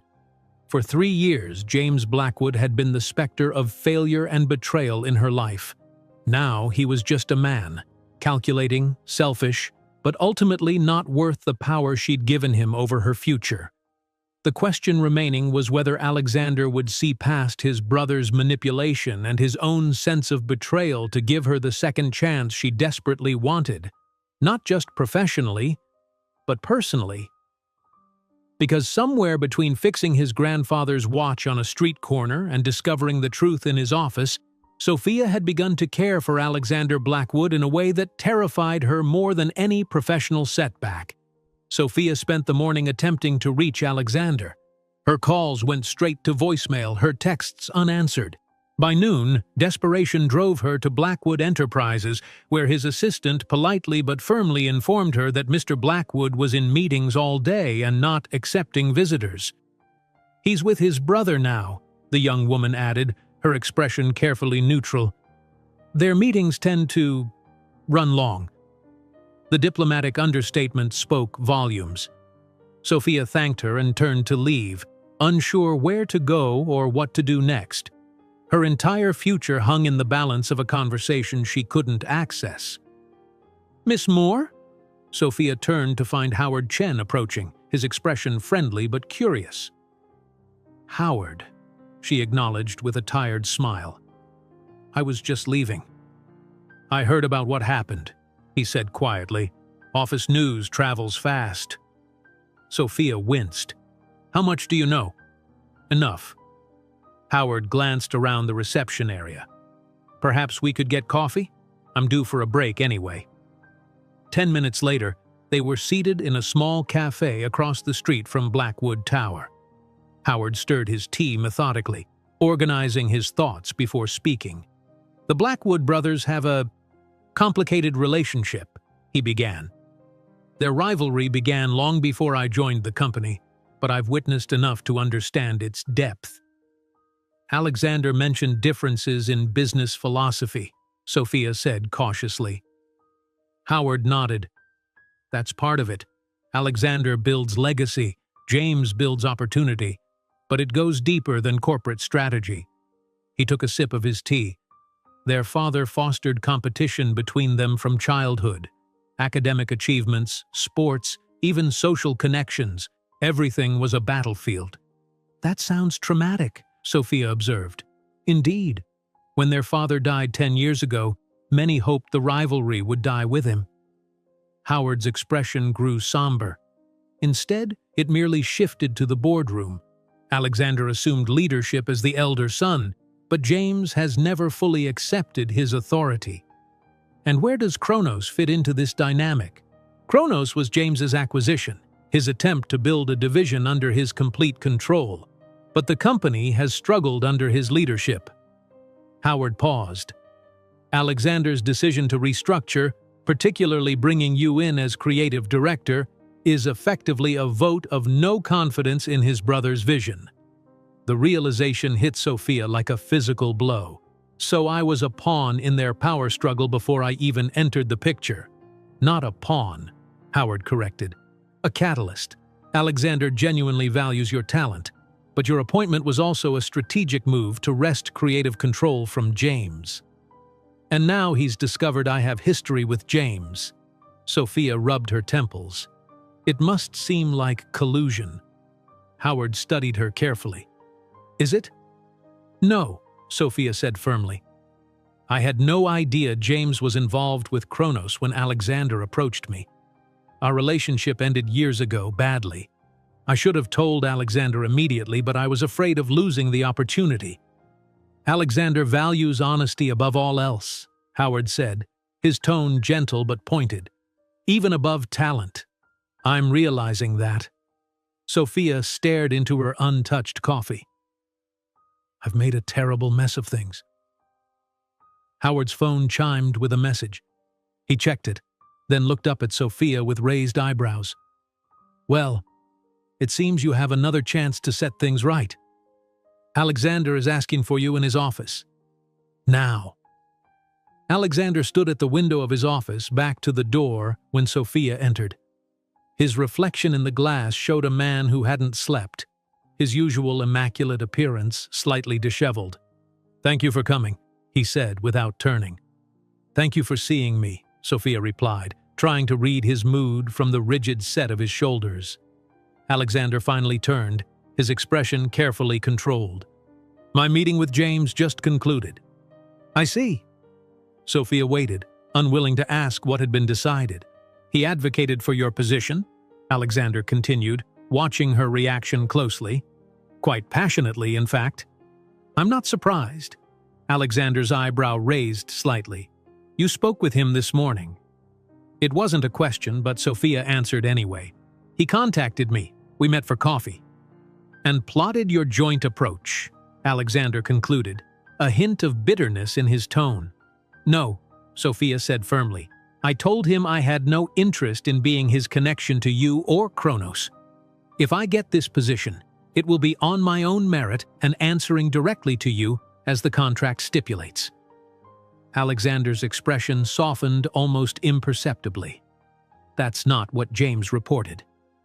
I'm not surprised by that either. Sophia took a deep breath. James has always reshaped reality to suit his purposes. A family trait, perhaps, Alexander murmured, moving to his desk, though we express it differently. He gestured for her to sit, then settled into his own chair, his posture less defensive than it had been in their previous encounter. I owe you an apology, Sophia began before he could speak. I should have told you about James immediately. My omission was wrong, regardless of my reasons. Alexander studied her, his penetrating gaze searching for deception. Finding none, he nodded once. Why did your relationship with my brother end? The directness of the question caught Sophia off guard. That's complicated. I have time. Sophia gathered her thoughts, deciding that complete honesty was her only path forward. James and I met at a horological conference in Geneva. I was presenting a paper on traditional finishing techniques. He approached afterward, expressing interest in my work. We began dating. Alexander listened intently, his expression revealing nothing. I was flattered by his attention, Sophia continued. He was charming, enthusiastic about watches, or so I thought, and seemed genuinely interested in my career. What I didn't realize was that he was primarily interested in my professional connections.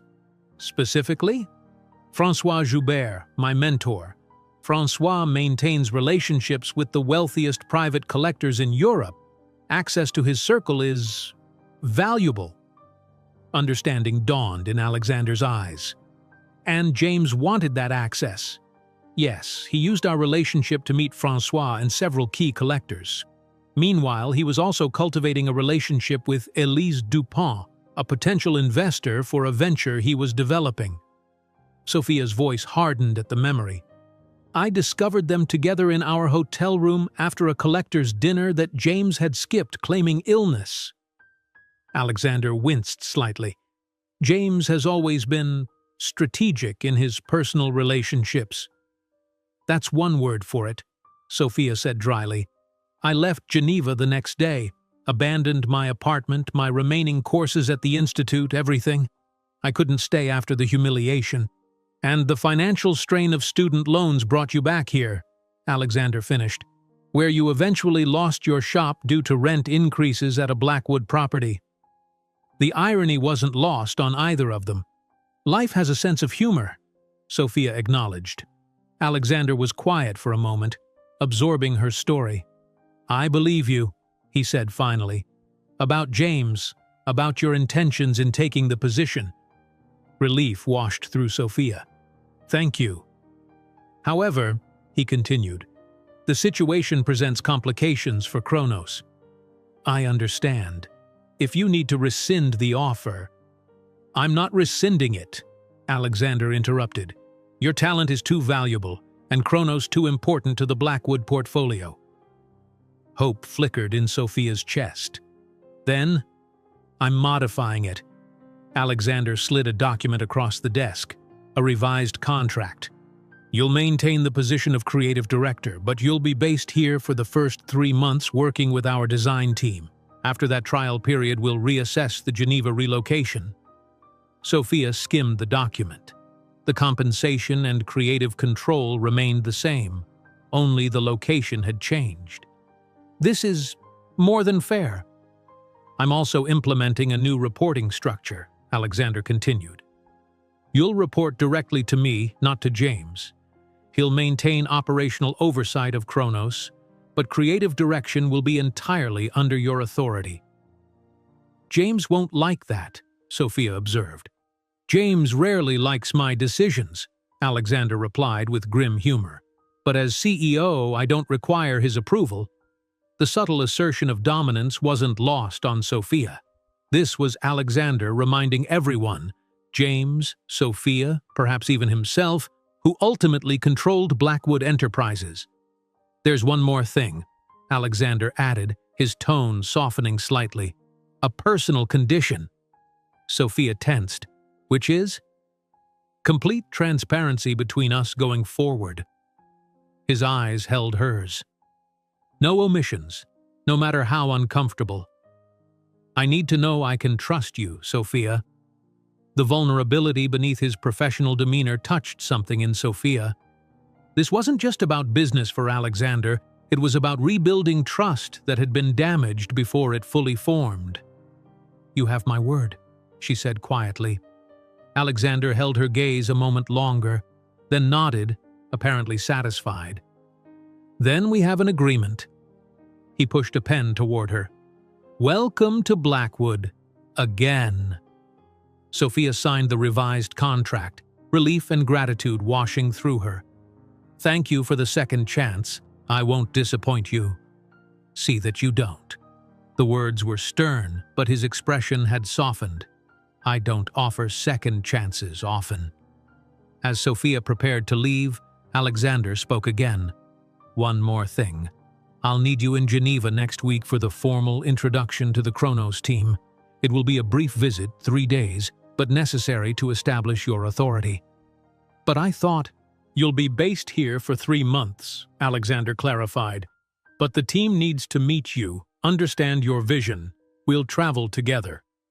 The prospect of facing James on his territory with Alexander present sent a mixture of anxiety and determination through Sophia. I understand. Alexander stood, indicating their meeting was concluded. "Howard will brief you on the Kronos portfolio tomorrow.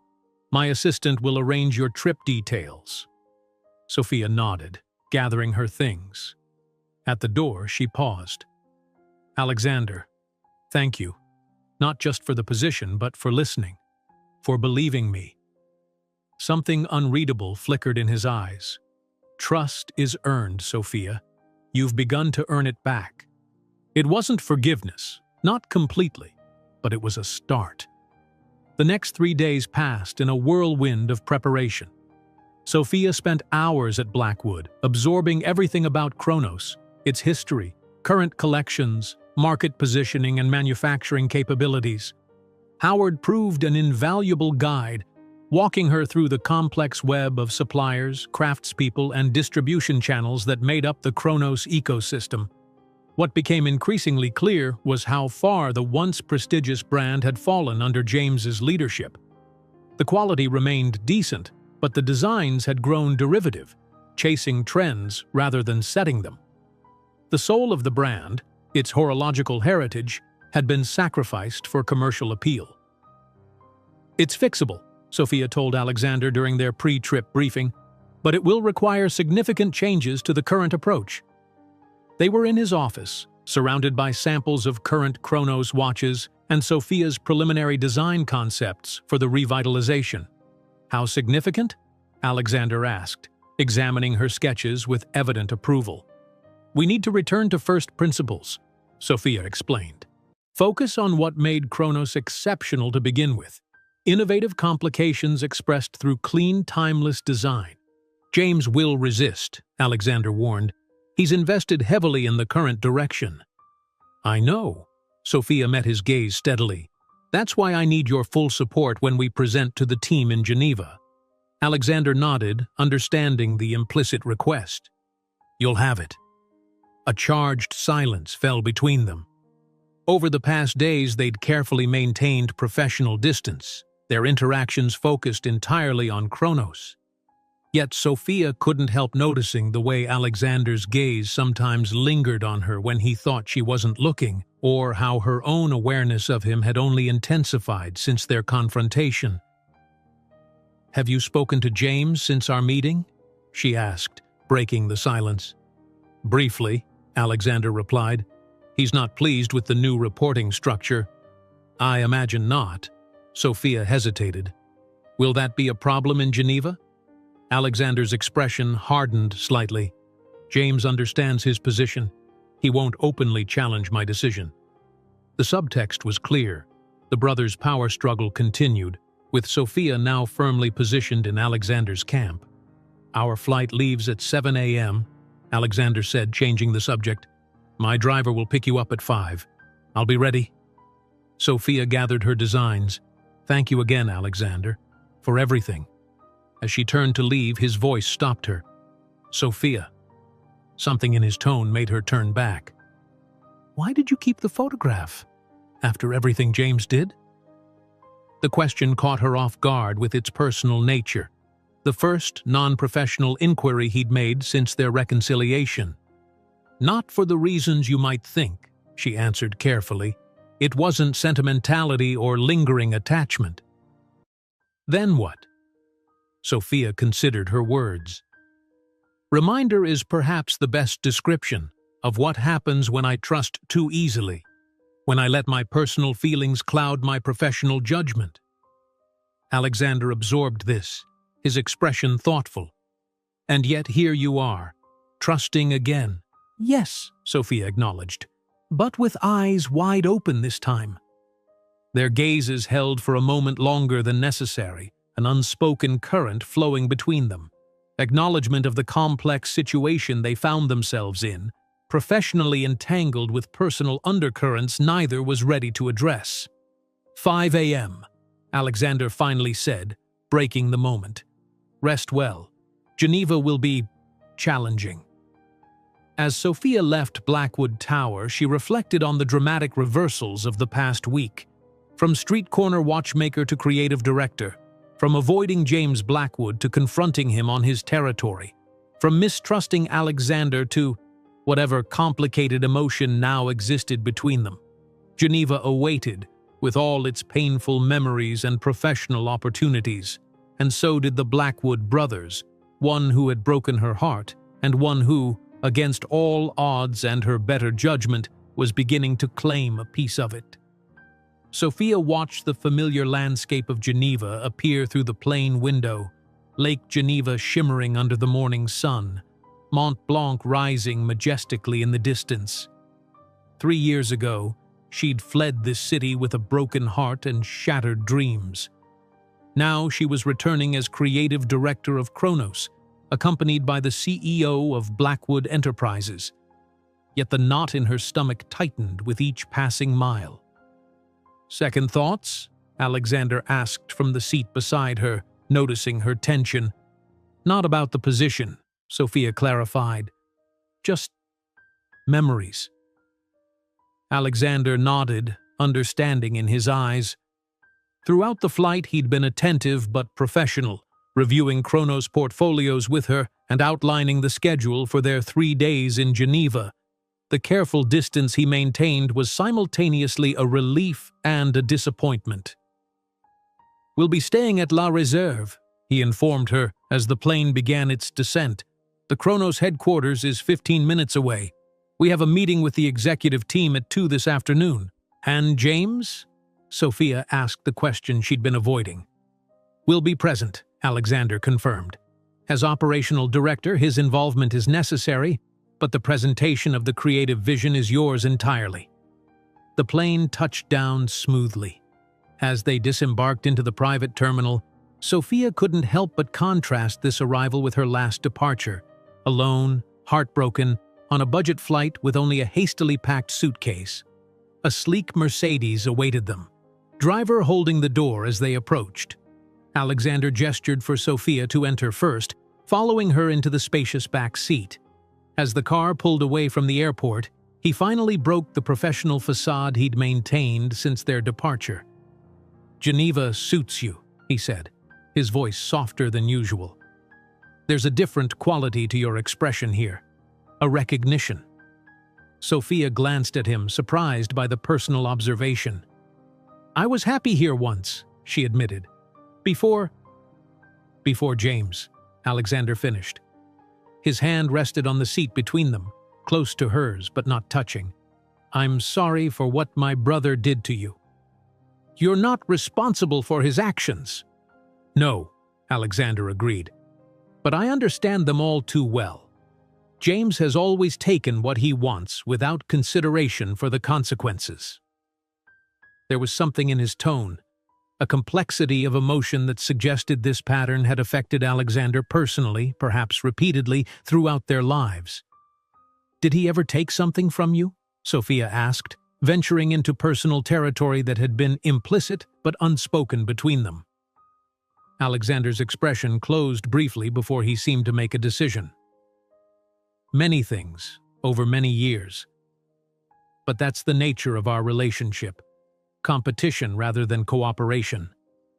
I accepted it long ago." "That sounds lonely," Sophia observed.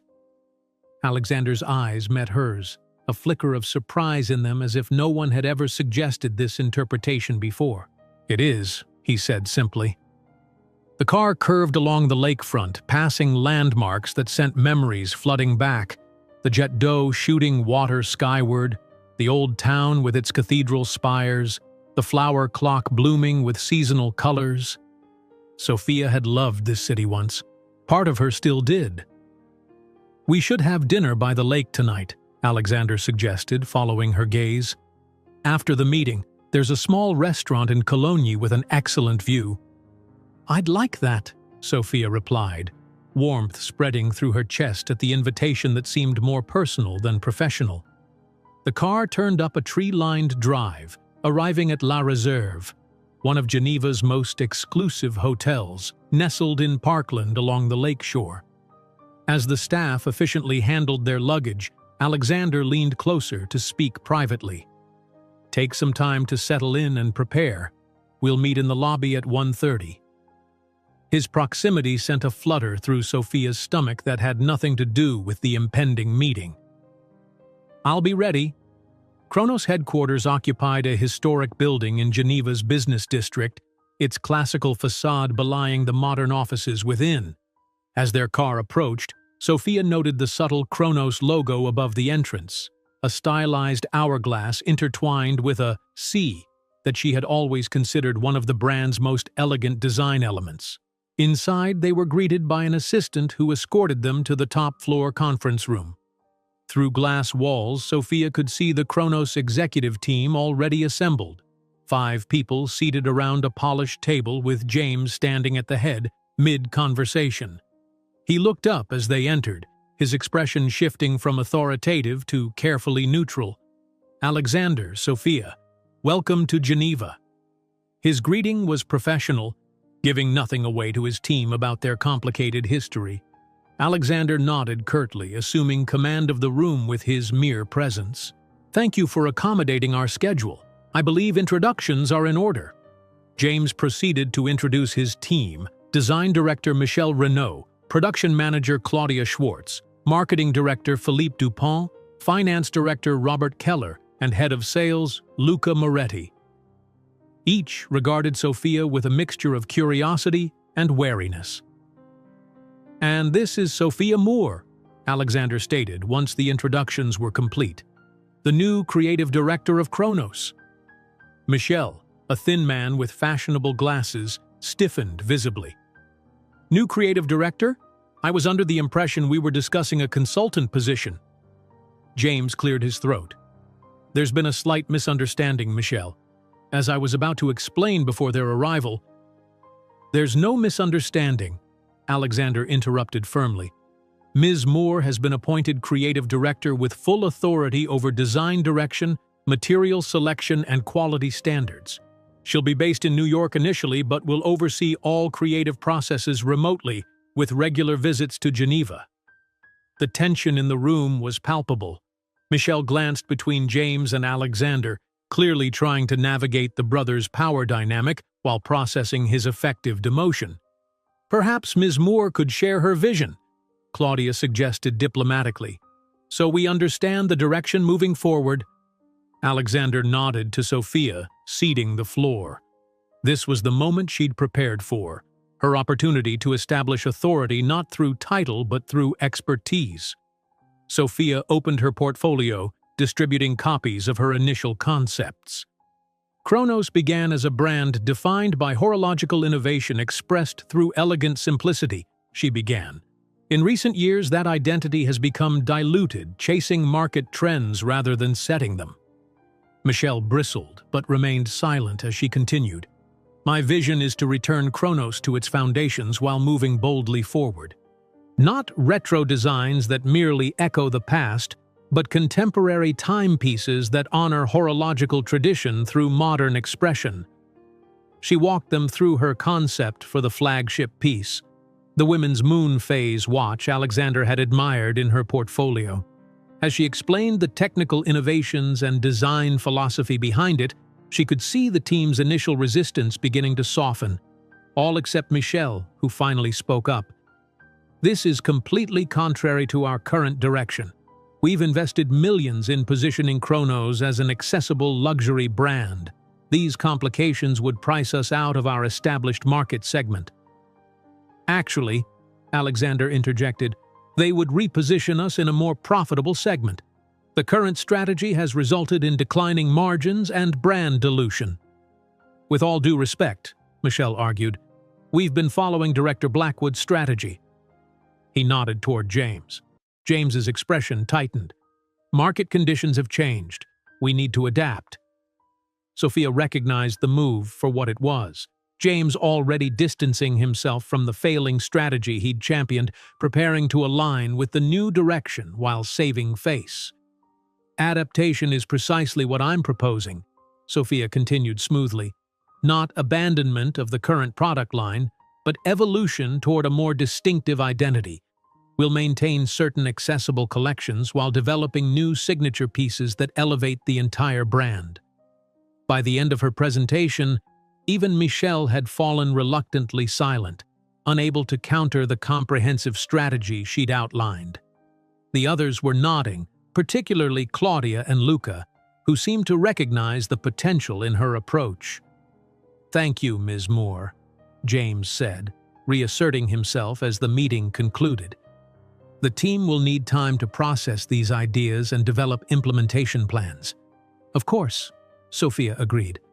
"I'll be available for questions and discussions over the next 2 days." As the team filed out, Michelle lingering to speak quietly with James, Alexander placed a hand lightly on Sophia's back. "Well done," he murmured. "You've given them a vision they can't reasonably reject." "Michelle will try," Sophia observed. "Michelle has been James's proxy for years," Alexander replied. His resistance was expected. James approached them after the others had departed. "Impressive presentation, Sophia. You haven't lost your touch for persuasive argument." The subtle reminder of their past relationship didn't escape Alexander, whose hand tensed slightly against Sophia's back before dropping away. "The concept speaks for itself," he said coolly. James smiled, all charm and ease despite the underlying tension. "Indeed, I've always appreciated Sophia's creativity." His gaze lingered on her a moment too long. "Dinner tonight? We should discuss the transition in more detail." "Another time," Alexander replied before Sophia could respond. "We have plans this evening." Something flashed in James's eyes, a mixture of amusement and calculation. "Of course you do. Perhaps tomorrow then." He nodded to them both. "If you'll excuse me, I should speak with Michel. He's rather territorial about design." As James left, Sophia released a breath she hadn't realized she was holding. "That was typical James," Alexander finished, "creating personal undertones in professional settings." "He's testing boundaries," Sophia observed. "Yours as much as mine." Alexander's expression darkened. "A lifelong habit." He checked his watch. "We have a few hours before dinner. Would you like to rest at the hotel or—" "Actually," Sophia said, making a sudden decision, "I'd like to visit the Institute. It's not far from here." Alexander studied her face. "Are you sure? It might bring back difficult memories." "That's precisely why I need to go," Sophia explained. "To reclaim those memories, make peace with them. If I'm going to work with Kronos, I can't avoid my past in Geneva." Understanding dawned in Alexander's eyes. "I'll have the driver take us." The Geneva Institute of Horology stood unchanged, its limestone facade gleaming in the afternoon sun. Students moved purposefully through the courtyard, carrying the same leather cases Sophia had once used for her tools and projects. Alexander remained respectfully at her side as she walked the familiar paths, occasionally pausing to explain the significance of certain workshops or classrooms. He listened attentively, asking questions that revealed genuine interest rather than polite conversation. "This is where I spent most of my time," Sophia said, stopping outside the restoration workshop. Through the window she could see students bent over workbenches, manipulating tiny components with specialized tools. "Francois taught here." "Your mentor," Alexander recalled. "Yes." Sophia's voice softened with affection. "He changed my life, showed me what watchmaking could truly be." "Will you see him while we're here?"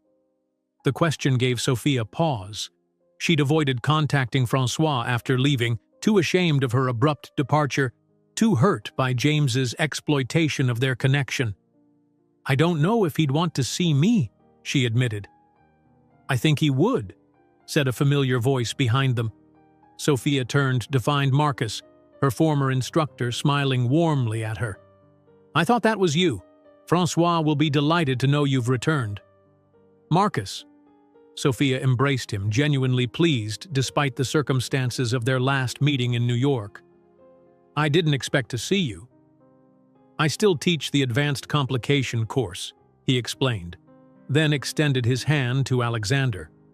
"Mr. Blackwood, we met briefly at your charity gala." "Of course," Alexander shook his hand. "You taught Sophia at the Institute." Marcus nodded, looking between them with undisguised curiosity. And now she's working with you at Kronos, I understand. News travels quickly in horological circles. We're revitalizing the brand, Alexander confirmed. With Sophia's talent, I have no doubt you'll succeed. Marcus turned to her. Francois is teaching today, but he finishes at 4. You should visit him. He often speaks of you, you know, his most brilliant student. Emotion welled in Sophia's throat. I'd like that very much. As Marcus excused himself to return to class, Alexander touched Sophia's elbow gently. We have time before dinner. I can wait if you'd like to see him alone. The consideration in his offer touched her deeply. Thank you, but I'd like you to meet him. Francois understands watchmaking in a way few people do. I think you'd appreciate each other. Something warm flickered in Alexander's eyes. Pleasure at being included in this personal pilgrimage. I'd be honored. As they walked toward Francois's workshop, Sophia felt a strange sense of worlds colliding, her past and present merging in unexpected ways. The pain of her memories in Geneva was still present, but now overlaid with something new, something hopeful.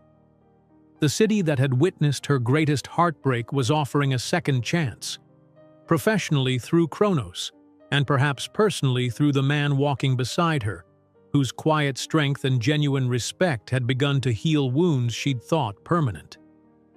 Francois Joubert's workshop hadn't changed in 3 years. The same worn wooden workbenches, the same specialized tools arranged with mathematical precision, the same smell of metal, oil, and time. The master watchmaker himself looked exactly as Sophia remembered.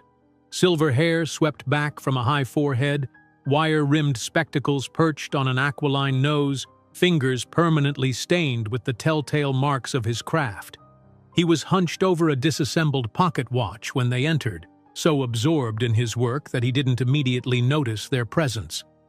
Sophia paused in the doorway, suddenly overwhelmed by emotion. This man had shaped her not just as a watchmaker but as a person, instilling principles she carried into every aspect of her life. "Excuse the interruption," she said softly in French. Francois looked up, his eyes widening in recognition. For a moment he remained perfectly still, almost like one of his watch mechanisms paused between ticks. "Ma petite," he finally said, his voice thick with emotion. "You have returned." He rose with surprising agility for a man in his 70s and crossed the workshop in swift strides, embracing Sophia with the affection of a father. She returned the embrace, tears stinging her eyes. "I'm so sorry I left without saying goodbye," she whispered. Francois drew back, holding her at arm's length to study her face. "What matters is that you have returned." His eyes shifted to Alexander, who stood respectfully in the background. "And with interesting company, I see." "Francois Joubert, this is Alexander Blackwood," Sophia introduced. "Alexander, this is my mentor, Francois." "A great honor," Alexander said in fluent French, stepping forward to shake the watchmaker's hand. "Sophia speaks of you with immense respect." Francois's shrewd eyes assessed Alexander with the same precision he applied to complex movements. "The CEO of Blackwood Enterprises comes to my humble workshop. I am intrigued." "Alexander has acquired Kronos," Sophia explained. "I'm joining as creative director." Francois's bushy eyebrows shot up. "Kronos? Truly?" He turned to Alexander with newfound interest. "And you are restoring it to its former glory?" "That's our intention," Alexander confirmed, with Sophia's vision guiding the creative direction. Francois gestured toward 2 stools near his workbench. "Please, sit. This deserves proper discussion." As they settled, he peered at Sophia over his spectacles. "So you are returning to Geneva permanently?" "Not immediately," Sophia answered carefully. "I'll be based in New York for the first 3 months, then we'll reassess." Francois nodded thoughtfully. "Because of James Blackwood, I presume." Alexander's subtle tension at his brother's name didn't escape Sophia's notice. "You know about that?" she asked Francois. "My dear, Everyone in our small world knew. Francois shook his head disapprovingly.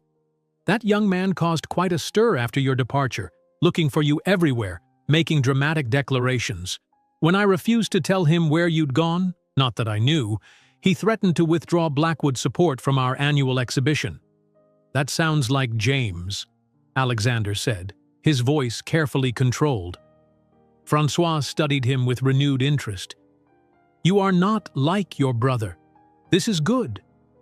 The blunt assessment delivered with a watchmaker's precision made Sophia suppress a smile. Few people make that observation within 5 minutes of meeting me, Alexander remarked, amusement glinting in his eyes. I have spent 70 years understanding the inner workings of complex mechanisms, Francois replied. Human or horological, the principles are not so different. He turned back to Sophia. You are making the right choice with Kronos. The brand has lost its soul under current management. That's exactly what I told Alexander. Sophia agreed. We need to return to first principles, innovative complications expressed through clean design. Francois beamed with obvious pride. You remember my teachings well. He rose and moved to a cabinet in the corner of the workshop. I have something to show you, both of you. He returned with a velvet-lined tray containing 3 pocket watches. The evolution of Kronos, 1925, 1952, and 1978, before the decline. Alexander and Sophia leaned forward, examining the timepieces with shared appreciation. The earliest watch featured an elegant moon phase complication. The 1952 model showcased an innovative calendar system. The 1978 piece displayed a stunning chronograph with split-second capability. The technical innovation is remarkable, Alexander observed, but what strikes me most is the consistency of design language across 5 decades, different eras, same DNA. Francois nodded approvingly. Exactly. This is what Kronos lost, not technical capability, but identity.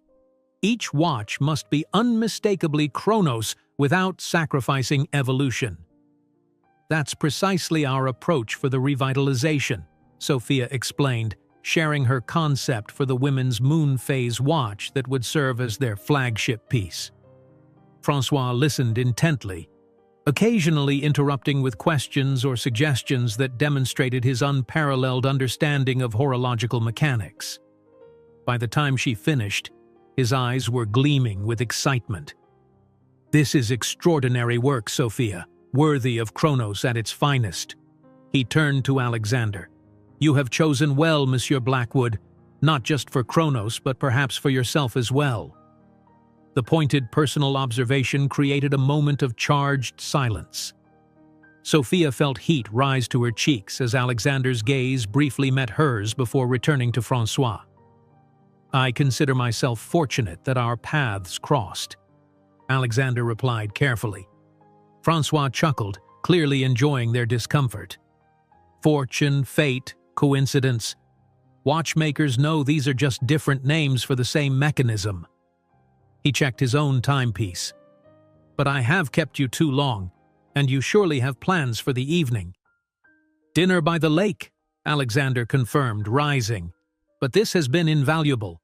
Thank you for sharing your knowledge and these remarkable pieces. Francois waved away the thanks. Come back tomorrow, both of you. I have more to show you. Prototype complications from Kronos' archives that never reached production. They might inspire your new direction. After promises to return, heartfelt embraces, and Francois extracting Sophia's solemn vow not to disappear again, they departed the Institute. Twilight was settling over Geneva, the lake beginning to reflect the city's emerging lights. He's extraordinary, Alexander remarked as they walked to the waiting car. Brilliant, perceptive. Meddling, Sophia added with a small smile. Francois has never believed in separating the personal from the professional. To him, watchmaking is life, and life is watchmaking. A philosophy with merit, Alexander observed, holding the car door for her. The best work comes from those who invest themselves completely in their craft. As they settled into the back seat, Sophia felt a lightness she hadn't experienced in years. Returning to the institute, reconnecting with Francois, it had been healing rather than painful, a reclamation of part of herself she'd abandoned in her hasty departure. "Thank you for encouraging me to visit," she said as the car wound its way toward Cologne. "And for accompanying me.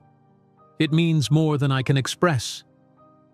Alexander's hand found hers in the dimness of the back seat, his touch sending warmth cascading through her. "Thank you for sharing it with me. Francois is a remarkable man and clearly important to you." Their hands remained connected for the duration of the drive, neither acknowledging the contact nor breaking it. Something was shifting between them, the careful, professional distance gradually giving way to something more personal, more profound. The restaurant Alexander had chosen was everything Sophia might have expected. Elegant without ostentation, intimate without being overbearing. Their table overlooked the lake, with lights from distant villages twinkling on the opposite shore, and Mont Blanc a shadowy presence in the fading twilight. "Do you know," Alexander said as they studied their menus, "I've been coming to Geneva for 20 years, and this is the first time I've dined here for pleasure rather than business." "I find that hard to believe," Sophia replied. "You seem to appreciate the finer things in life." "Appreciation and experience are different matters." Alexander set aside his menu, regarding her with sudden intensity. "I've spent most of my adult life building and maintaining Blackwood. There's been little time for other pursuits." "That sounds lonely," Sophia observed, echoing her earlier comment from the car. This time, Alexander didn't deflect. "It has been at times. The price of responsibility, I suppose." "And success," Sophia added, "though surely you've had relationships despite your work." "A few. None that survived my schedule or my focus." A wry smile touched his lips. "Victoria claimed I was married to Blackwood long before I proposed to her. Was she right?" "Probably." Alexander's expression grew contemplative. "The company has been my life since I was 22, when my father's health began to fail. James was still in university then. The responsibility fell to me." "You never resented that?" "No." Alexander's response was immediate and sincere. "I loved the challenge, the building, the creating. What I resented was my father's insistence on making everything a competition between James and me, even as he was dying." Sophia sensed they were venturing into territory Alexander rarely discussed. "How so?" "He would compare our contributions, our ideas, our results, always pitting us against each other rather than encouraging collaboration." Alexander's fingers traced the stem of his wine glass. "His last words to me were, 'Keep James in check.' His last words to James were, 'Show your brother what you're capable of.' Even from his deathbed, he was stoking conflict." "That's terrible," Sophia said softly. "For both of you. It shaped us, certainly." Alexander looked up, his gaze direct. "It's why James is the way he is. Always trying to prove himself, always looking for the advantage. He believes he's still competing with me for our father's approval, even now." Understanding dawned. "And you believe you're still responsible for keeping him in check?" "I know I am. James is brilliant, charming, creative, but without boundaries, he's destructive. To the company, to others." His eyes met hers. To himself. The waiter's arrival interrupted their conversation. After they ordered, Sophia steered the discussion to lighter topics, their mutual appreciation for art, literature, travel destinations they'd both enjoyed. As the meal progressed, she found herself increasingly drawn to Alexander's thoughtful observations and subtle humor. He was nothing like his brother. Where James was all surface charm and calculated interest, Alexander's attraction lay in his depth, his genuine curiosity, his careful attention to her words. "May I ask you something personal?" Alexander said as they finished their main course. Of course. The photograph of you and James. You said you kept it as a reminder not to trust too easily. Yet here you are, trusting me with your professional future after knowing me less than 2 weeks. Sophia considered the observation. That's true.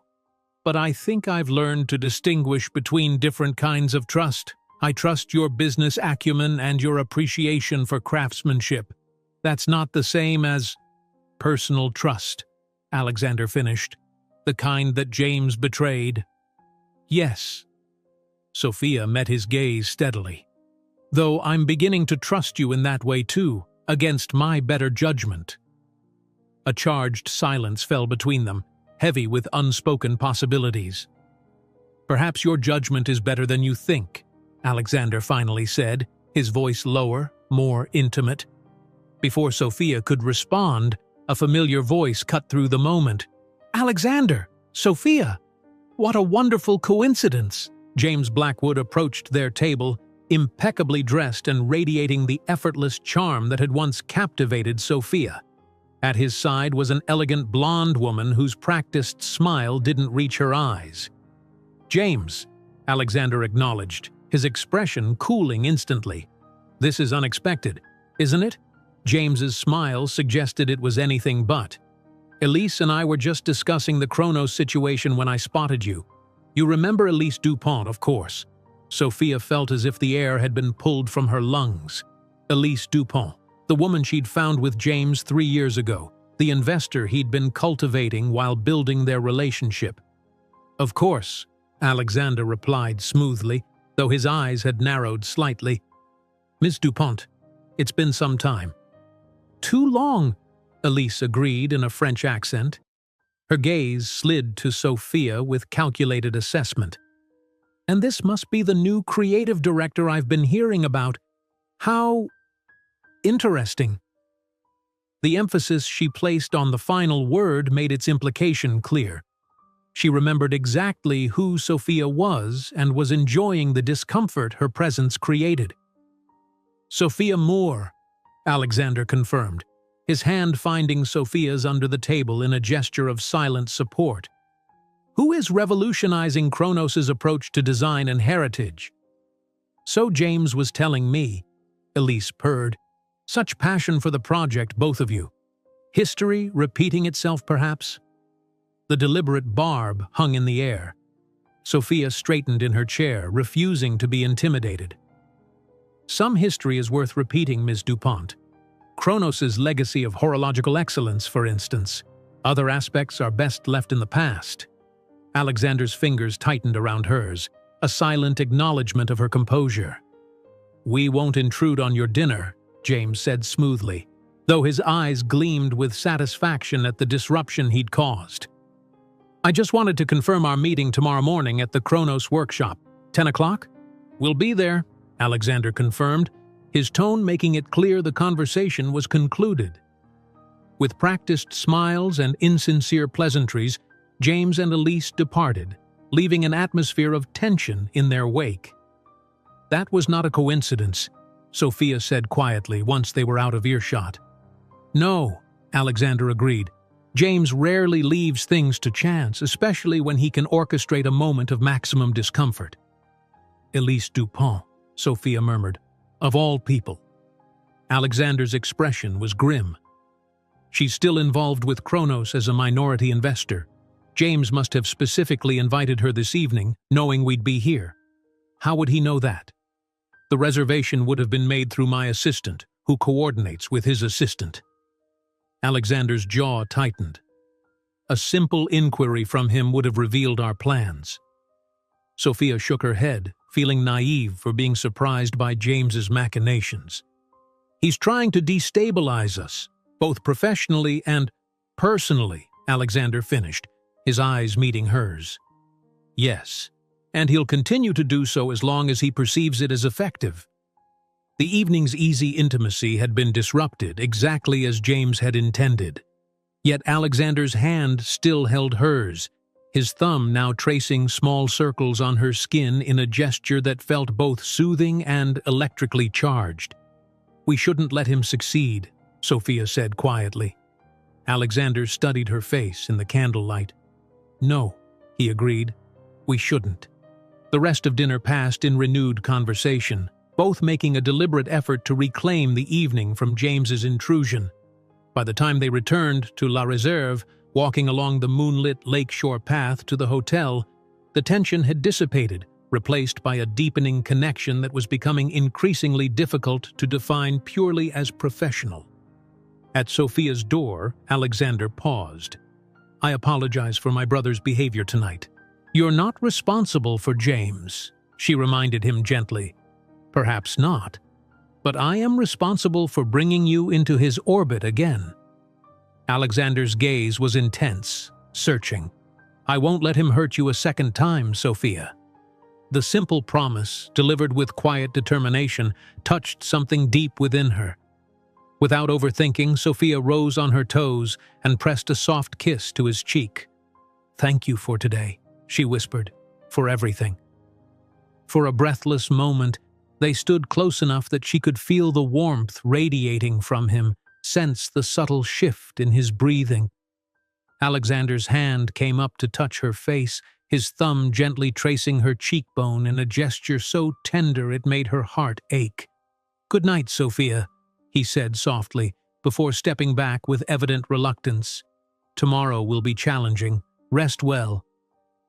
As her door closed between them, Sophia leaned against it, her pulse racing and her mind whirling with conflicting emotions. In just over a week, Alexander Blackwood had become central to her life. Professionally, certainly, but increasingly in ways that transcended business. The question was whether she was brave enough to trust again, to risk her heart with a man whose last name had already broken it once before. Morning arrived with a meteorological metaphor for the day ahead, clear skies gradually yielding to gathering storm clouds over Lake Geneva. Sophia observed the changing weather from her hotel balcony, coffee in hand, mentally preparing for their visit to the Kronos workshop. A message from Alexander appeared on her phone. "Breakfast. Lobby in 30 minutes." The simple invitation brought a smile to her face. Despite James's calculated interruption the previous evening, something significant had shifted between her and Alexander. The careful professional boundaries were blurring, replaced by a connection that felt increasingly personal. Dangerous territory, she reminded herself, yet she couldn't deny the anticipation that fluttered in her chest as she dressed for the day. In the lobby, Alexander awaited her, reviewing documents on his tablet. He looked up as she approached, his expression warming in a way that made her pulse quicken. "Good morning," he greeted, rising to meet her. "Sleep well?" "Surprisingly, yes." Sophia studied his face, noting the subtle signs of tension around his eyes. "You didn't." Alexander's mouth quirked in a half-smile. "Perceptive. I was up late reviewing Kronos's financial records. Something doesn't align with the production reports James submitted last quarter." "Discrepancies?" "Inconsistencies," Alexander clarified. "Nothing overtly suspicious, but enough to warrant closer examination." He gestured toward the hotel restaurant. "But that's a conversation for after breakfast. Shall we?" Over a spread of pastries, fruit, and excellent coffee, they strategized for the workshop visit. The Kronos facility housed both design studios and production areas where prototype pieces were handcrafted before being sent to larger manufacturing facilities for limited production runs. "James has positioned himself as the creative visionary to the craftspeople," Alexander explained. "He'll resist any perception that your appointment undermines that image. So I need to establish authority without directly challenging his position," Sophia concluded. "Exactly. The watchmakers will respect your technical expertise, but they're loyal to James. Tread carefully." "Will you be joining the tour?" Alexander shook his head. "I have meetings with the financial team this morning. I'll join you for lunch, then we'll meet with Francois as planned." Something in his tone gave Sophia pause. "You're investigating James, aren't you? The financial discrepancies." Alexander met her gaze steadily. "Let's say I'm exercising appropriate oversight. James has always had a creative approach to corporate governance. The diplomatic phrasing made his concerns clear. Whatever Alexander had found in the financial records was serious enough to warrant personal investigation. "Be careful," Sophia said quietly. "James doesn't respond well to perceived threats." "I'm well aware." Alexander checked his watch. "The car will be here in 15 minutes. Ready to reclaim your place in the watchmaking world?" His question, framed as a vote of confidence rather than inquiry, bolstered Sophia's resolve. "More than ready." The Kronos workshop occupied a converted industrial building on the outskirts of Geneva, its modern glass and steel addition contrasting with the original stone structure. James awaited them in the reception area, immaculately dressed and wearing the charismatic smile that had once captivated Sophia. "Welcome to the heart of Kronos," he greeted, extending a hand to Alexander. "Though I'm afraid you'll have to postpone your tour, brother. The financial team is already waiting in the conference room. Urgent matters regarding the Paris boutique renovation." Alexander's expression betrayed nothing, though Sophia sensed his suspicion at the last-minute change of plans. "Of course. Sophia, will you be all right continuing with James?" "Perfectly fine," she assured him, though unease prickled at the prospect of navigating the workshop alone with her former lover. "Excellent," James said smoothly. "I'll take good care of her, Alex. We have history after all." The calculated reminder hung in the air like a challenge. Alexander's jaw tightened briefly before he nodded, eyes meeting Sophia's in a silent message of caution. "I'll see you both at lunch," he said, before following a waiting assistant toward the conference area. As soon as Alexander was out of sight, James's demeanor shifted subtly, his smile becoming more intimate, his posture more relaxed. "Alone at last," he remarked. "Feels like old times, doesn't it?" "Not remotely," Sophia replied coolly. "Shall we focus on the workshop tour?" James chuckled, seemingly amused by her professional tone. "Always so direct. It's refreshing, actually. Come, let me show you what we've built here." The tour began in the design studio, where several designers worked at drafting tables and computer stations. Michel Renaud looked up as they entered, his expression tightening at the sight of Sophia. "Michel, you remember Sophia Moore, our new creative director," James said with deliberate emphasis that underscored the hierarchy change. "Of course," Michel replied stiffly. "We were just discussing the implementation challenges of Ms. Moore's concepts." "Challenges?" Sophia inquired. "The moon phase complication you've proposed requires manufacturing techniques beyond our current capabilities," Michel explained, a hint of satisfaction in his tone. "The production costs would be prohibitive." Before Sophia could respond, James interjected. "Actually, Michel, I've been meaning to discuss this. I've already spoken with our suppliers in the Vallée de Joux. They believe the complication is perfectly feasible within our budget parameters." Michel's expression registered surprise and confusion. Clearly, this was the first he'd heard of such conversations. Sophia studied James, trying to understand his angle. Yesterday, he'd seemed resistant to her vision. Today, he was supporting it against his own design director's objections. "Perhaps Ms. Moore would like to explain her technical specifications directly to the team," Michel suggested, a last attempt to maintain his territorial claim. "An excellent idea," Sophia agreed, seizing the opportunity.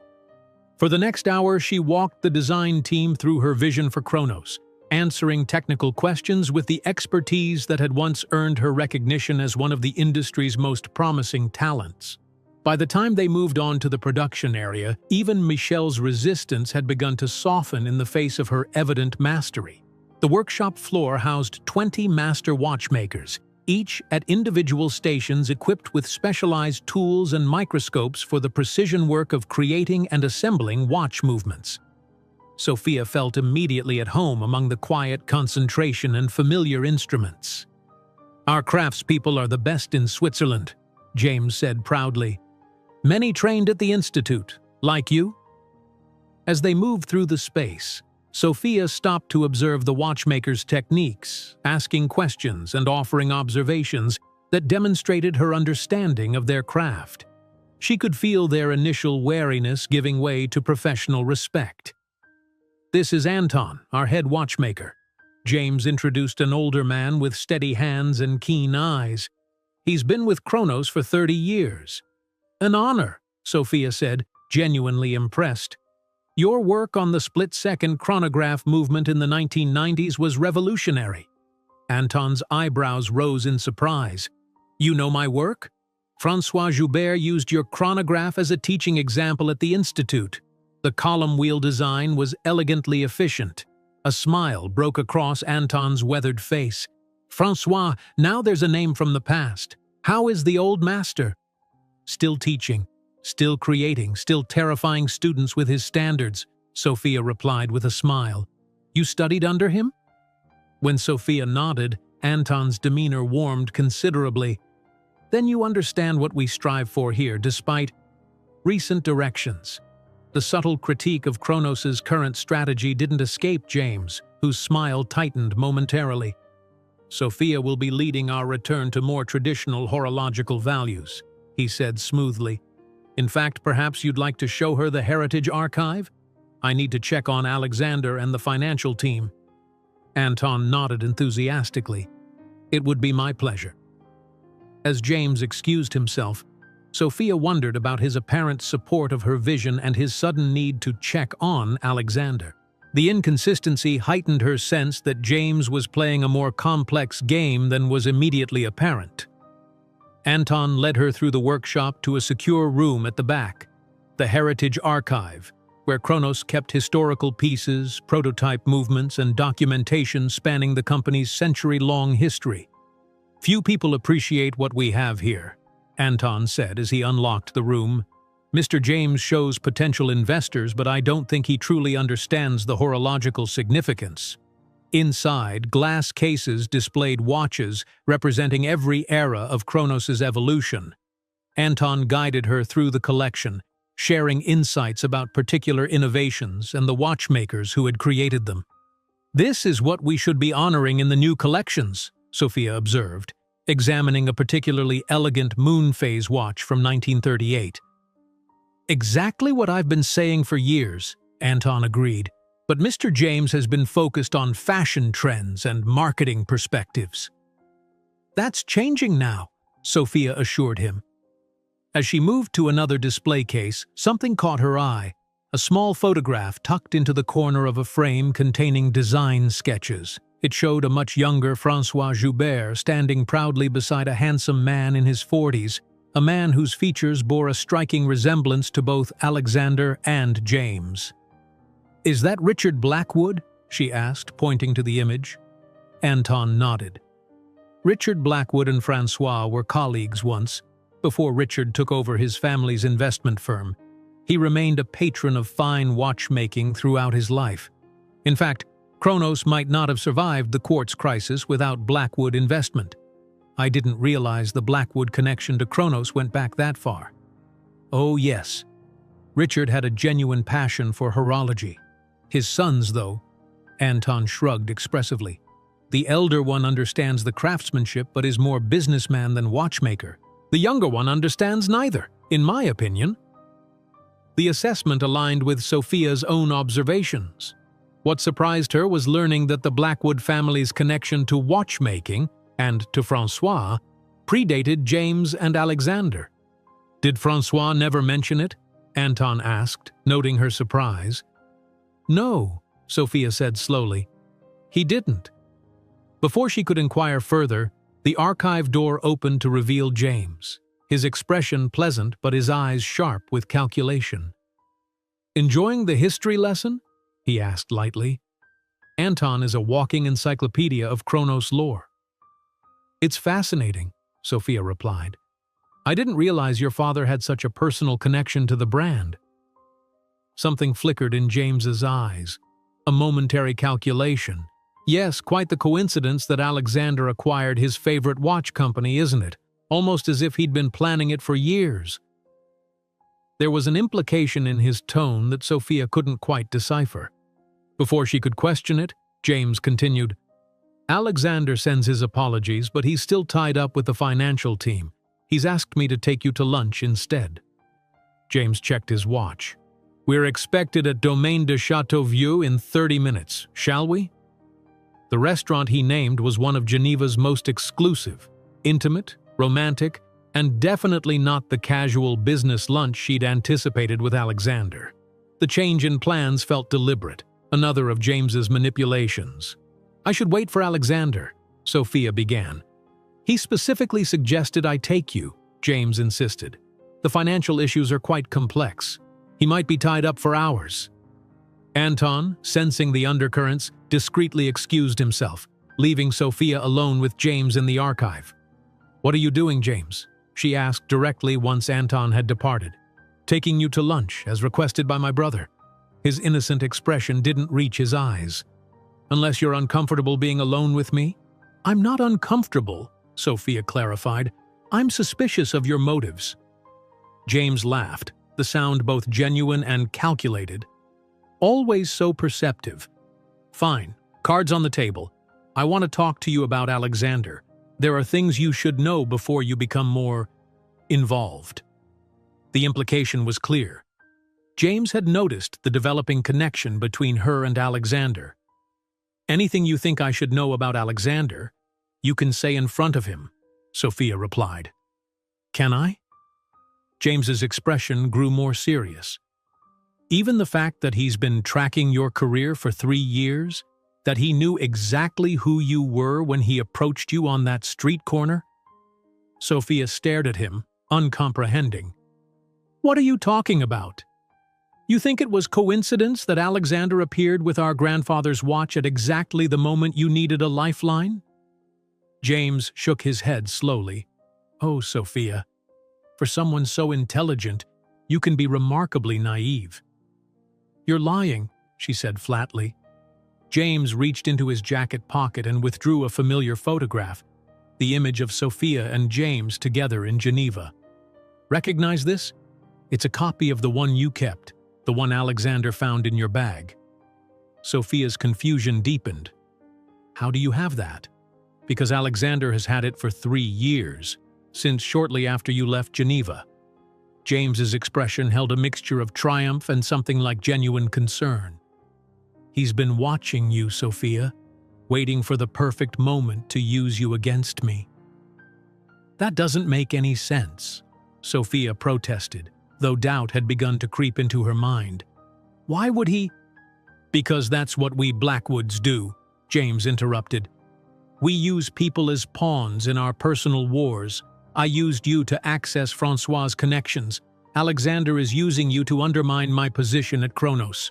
Different methods, same family playbook." He stepped closer, his voice softening. "I'm not proud of how I treated you, Sophia, but at least I'm honest about my manipulations now. Can Alexander say the same?" Sophia felt as if the ground were shifting beneath her feet. James was manipulative, self-serving. She knew this from bitter experience, but his accusation held just enough plausibility to plant seeds of doubt. Alexander had appeared in her life with impeccable timing, offering exactly what she most desperately needed. "I don't believe you," she said, but her voice lacked conviction. James smiled sadly. "Ask him yourself. Ask him how he knew to find you on that particular street corner. Ask him why he's had a file on you for 3 years. He gestured toward the door. "Or join me for lunch and I'll tell you everything I know about my brother's long game." Sophia hesitated, torn between dismissing James's claims outright and the growing uncertainty they had created. If Alexander had been tracking her, if their meeting had been orchestrated rather than serendipitous. Her phone chimed with a message. Alexander. "Still in meetings. James mentioned lunch at Châteauvieux. It's excellent. Will try to join if I can. A." The casual confirmation of James's lunch plan only deepened her confusion. Was Alexander truly tied up with financial matters, or was he deliberately creating space for James to sow discord? "Well?" James prompted, watching her internal struggle with evident interest. Shall we discuss my brother over lunch? Or would you prefer to continue pretending he's so different from me? The question hung in the air between them, loaded with implications and the weight of their shared history. Sophia stared at the photograph in James's hand, her mind racing. If Alexander had been tracking her for years, if their meeting had been orchestrated rather than serendipitous, everything between them was built on deception. "I'll join you for lunch," she said finally. "But not at Chateauvieux, somewhere public." James's smile faltered slightly. "As you wish. There's a cafe near the lake that should suffice." As they drove into Geneva, Sophia texted Alexander, "Having lunch with James. Need to discuss something important when you're free." His response came almost immediately. "Everything okay? Can break free if needed." The prompt reply only added to her confusion. If he were truly manipulating her as James claimed, wouldn't he encourage her time with his brother, knowing James would try to drive them apart? "I'm fine," she responded. "We'll see you after." The cafe James chose was busy enough to ensure privacy through ambient noise, yet quiet enough for conversation. Once they were seated with coffee, Sophia went straight to the point. "Explain exactly what you're claiming about Alexander." James leaned back, studying her with the calculated intensity she remembered from their time together. "After you left Geneva, I was distraught. In my own way," he added at her skeptical expression. "I spoke about you often, especially to Alexander during our weekly calls." "You discussed me with your brother?" Sophia found this difficult to believe given what she knew of their relationship. "Not in detail, but I mentioned losing someone special because of my own stupidity." James shrugged. Alexander was going through the Victoria engagement then. He understood regret. "This doesn't explain how he supposedly obtained my photograph or tracked me for years." "Patience, Sophia," James chided gently. "After I returned to New York, I discovered Alexander had initiated a search for you, not through official Blackwood channels but using his personal security team." "Why would he do that?"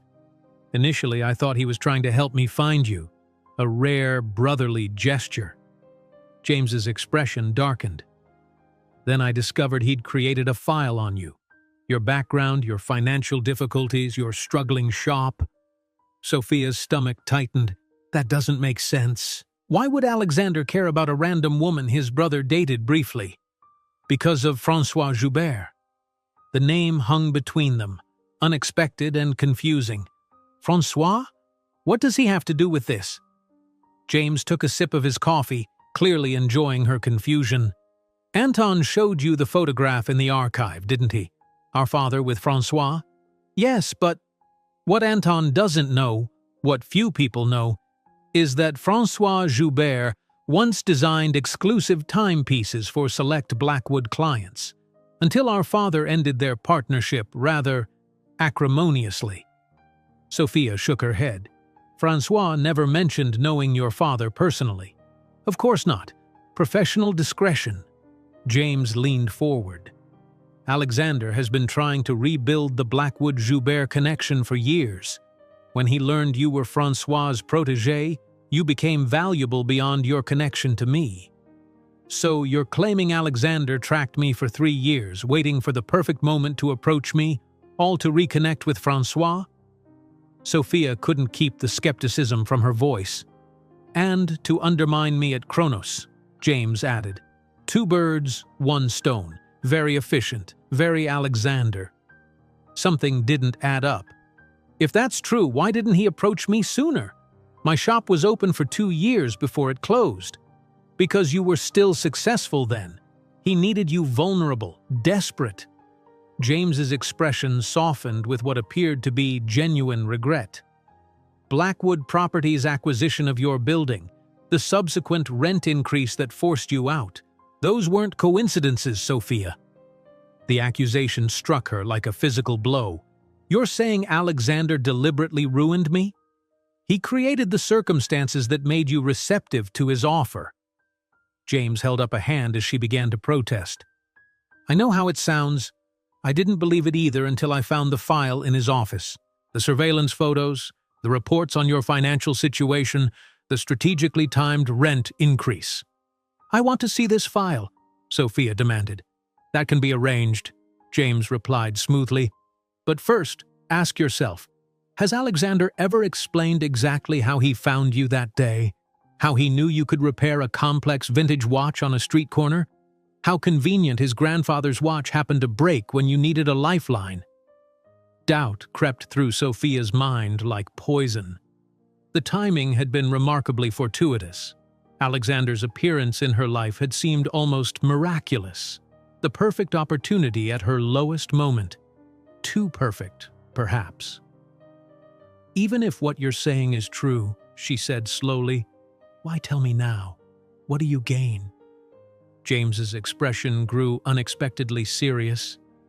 "Believe it or not, I've developed something resembling a conscience in the past 3 years. I hurt you, Sophia. I won't pretend otherwise. But Alexander's manipulation is more calculated, more damaging than anything I did." Before she could respond, her phone chimed with a text from Alexander. "Meeting finished early. Where are you? Need to speak with you urgently." Sophia stared at the message, torn between growing suspicion of Alexander and lingering distrust of James. "I need to go," she said, rising abruptly. "Think about what I've told you," James urged. "Ask him about the file. Watch his reaction." "I intend to," Sophia replied coolly.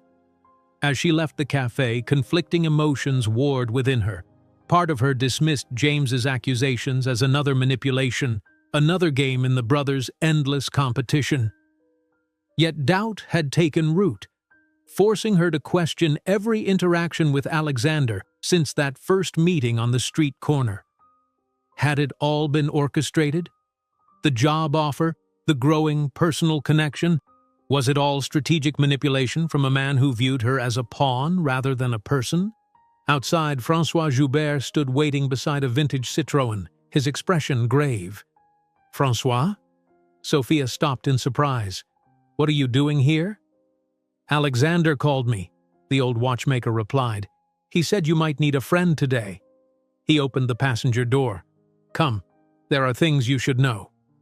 François drove in silence for several minutes, navigating Geneva's narrow streets with practiced ease.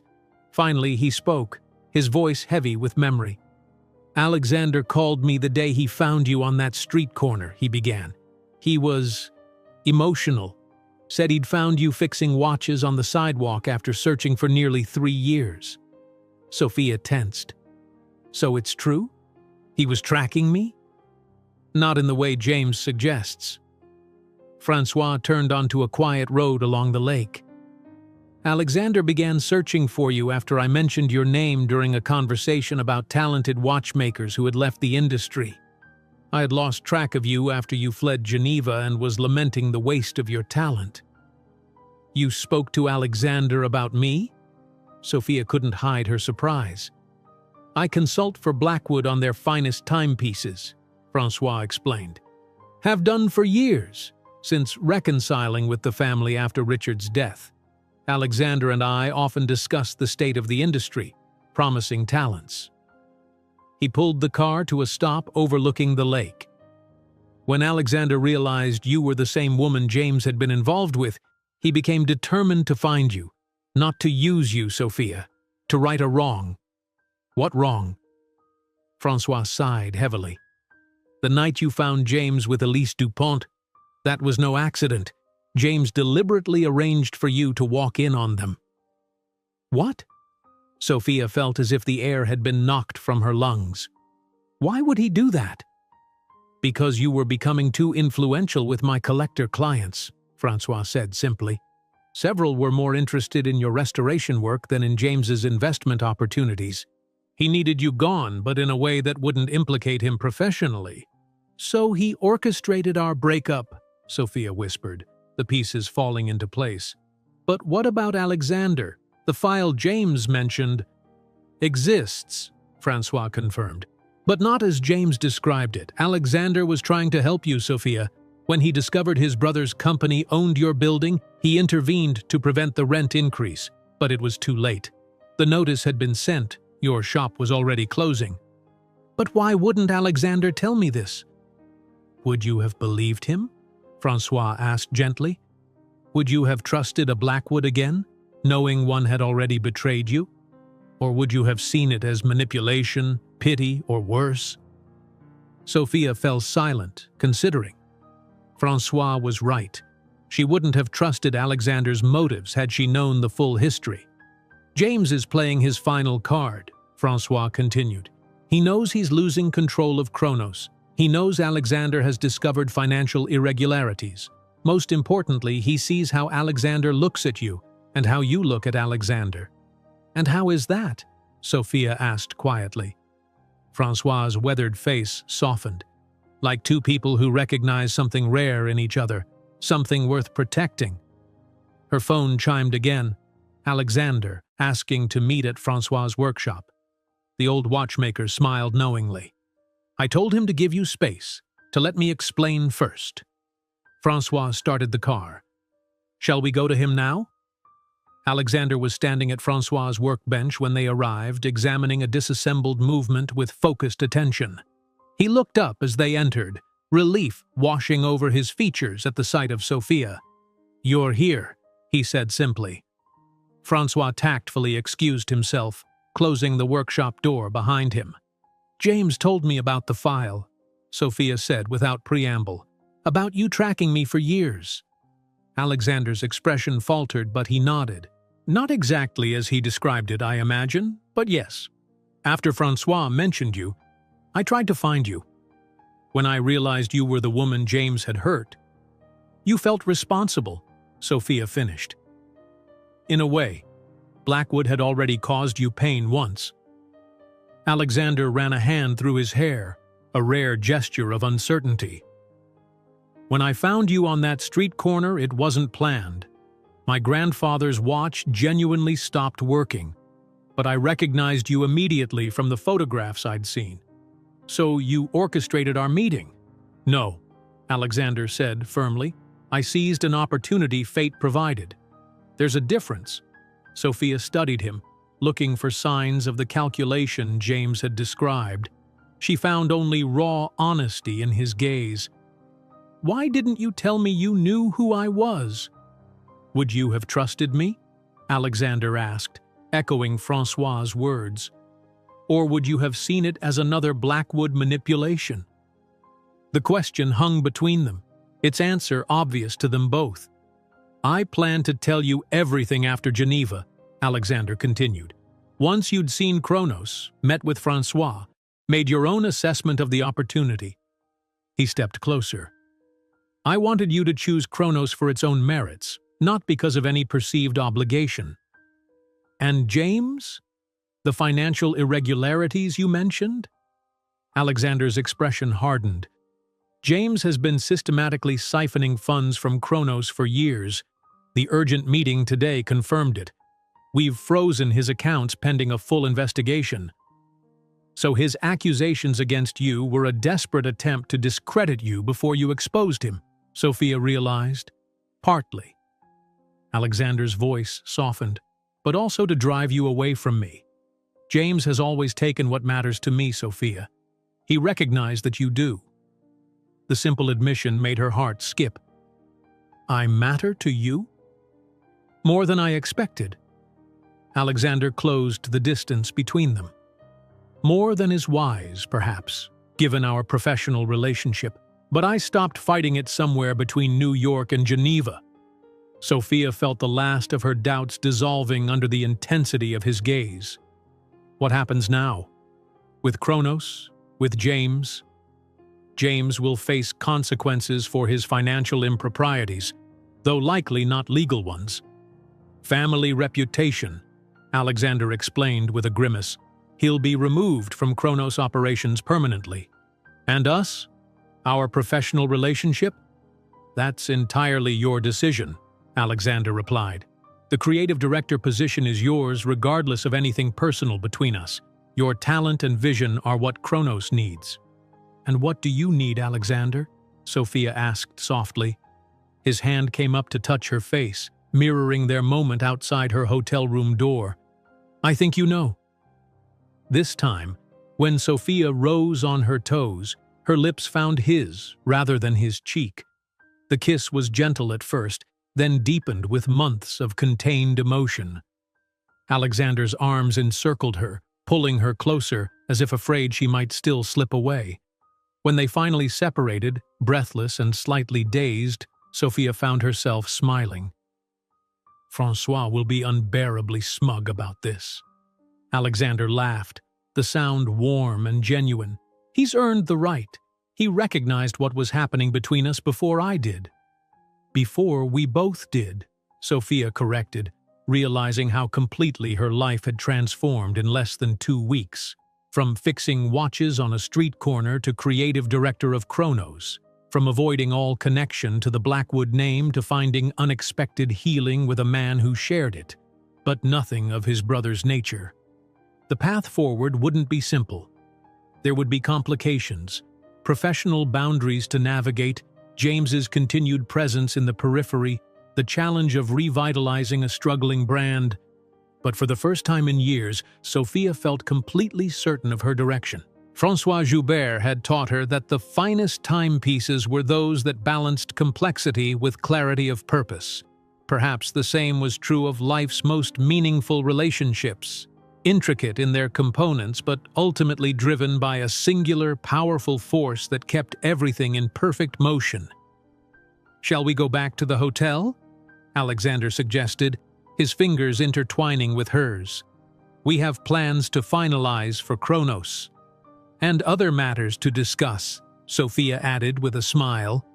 As they left the workshop, Francois looked up from a movement he was adjusting, his eyes twinkling with satisfaction at their clasped hands. The old watchmaker nodded once, a silent blessing from the man who had guided Sophia's hands through the most intricate complexities of horology, and who had, perhaps unknowingly, guided her heart as well. Outside, Geneva spread before them, the same city where Sophia had once experienced her greatest professional triumph and deepest personal betrayal. Now it offered a new beginning, a chance to reclaim not just her career but the joy she'd once found in this place. Alexander squeezed her hand gently. "Ready?" Sophia nodded, no longer afraid of what awaited. "Ready." Together, they stepped forward into a future neither had anticipated but both now embraced, a testament to time's capacity not just for measurement, but for healing, transformation, and unexpected second chances.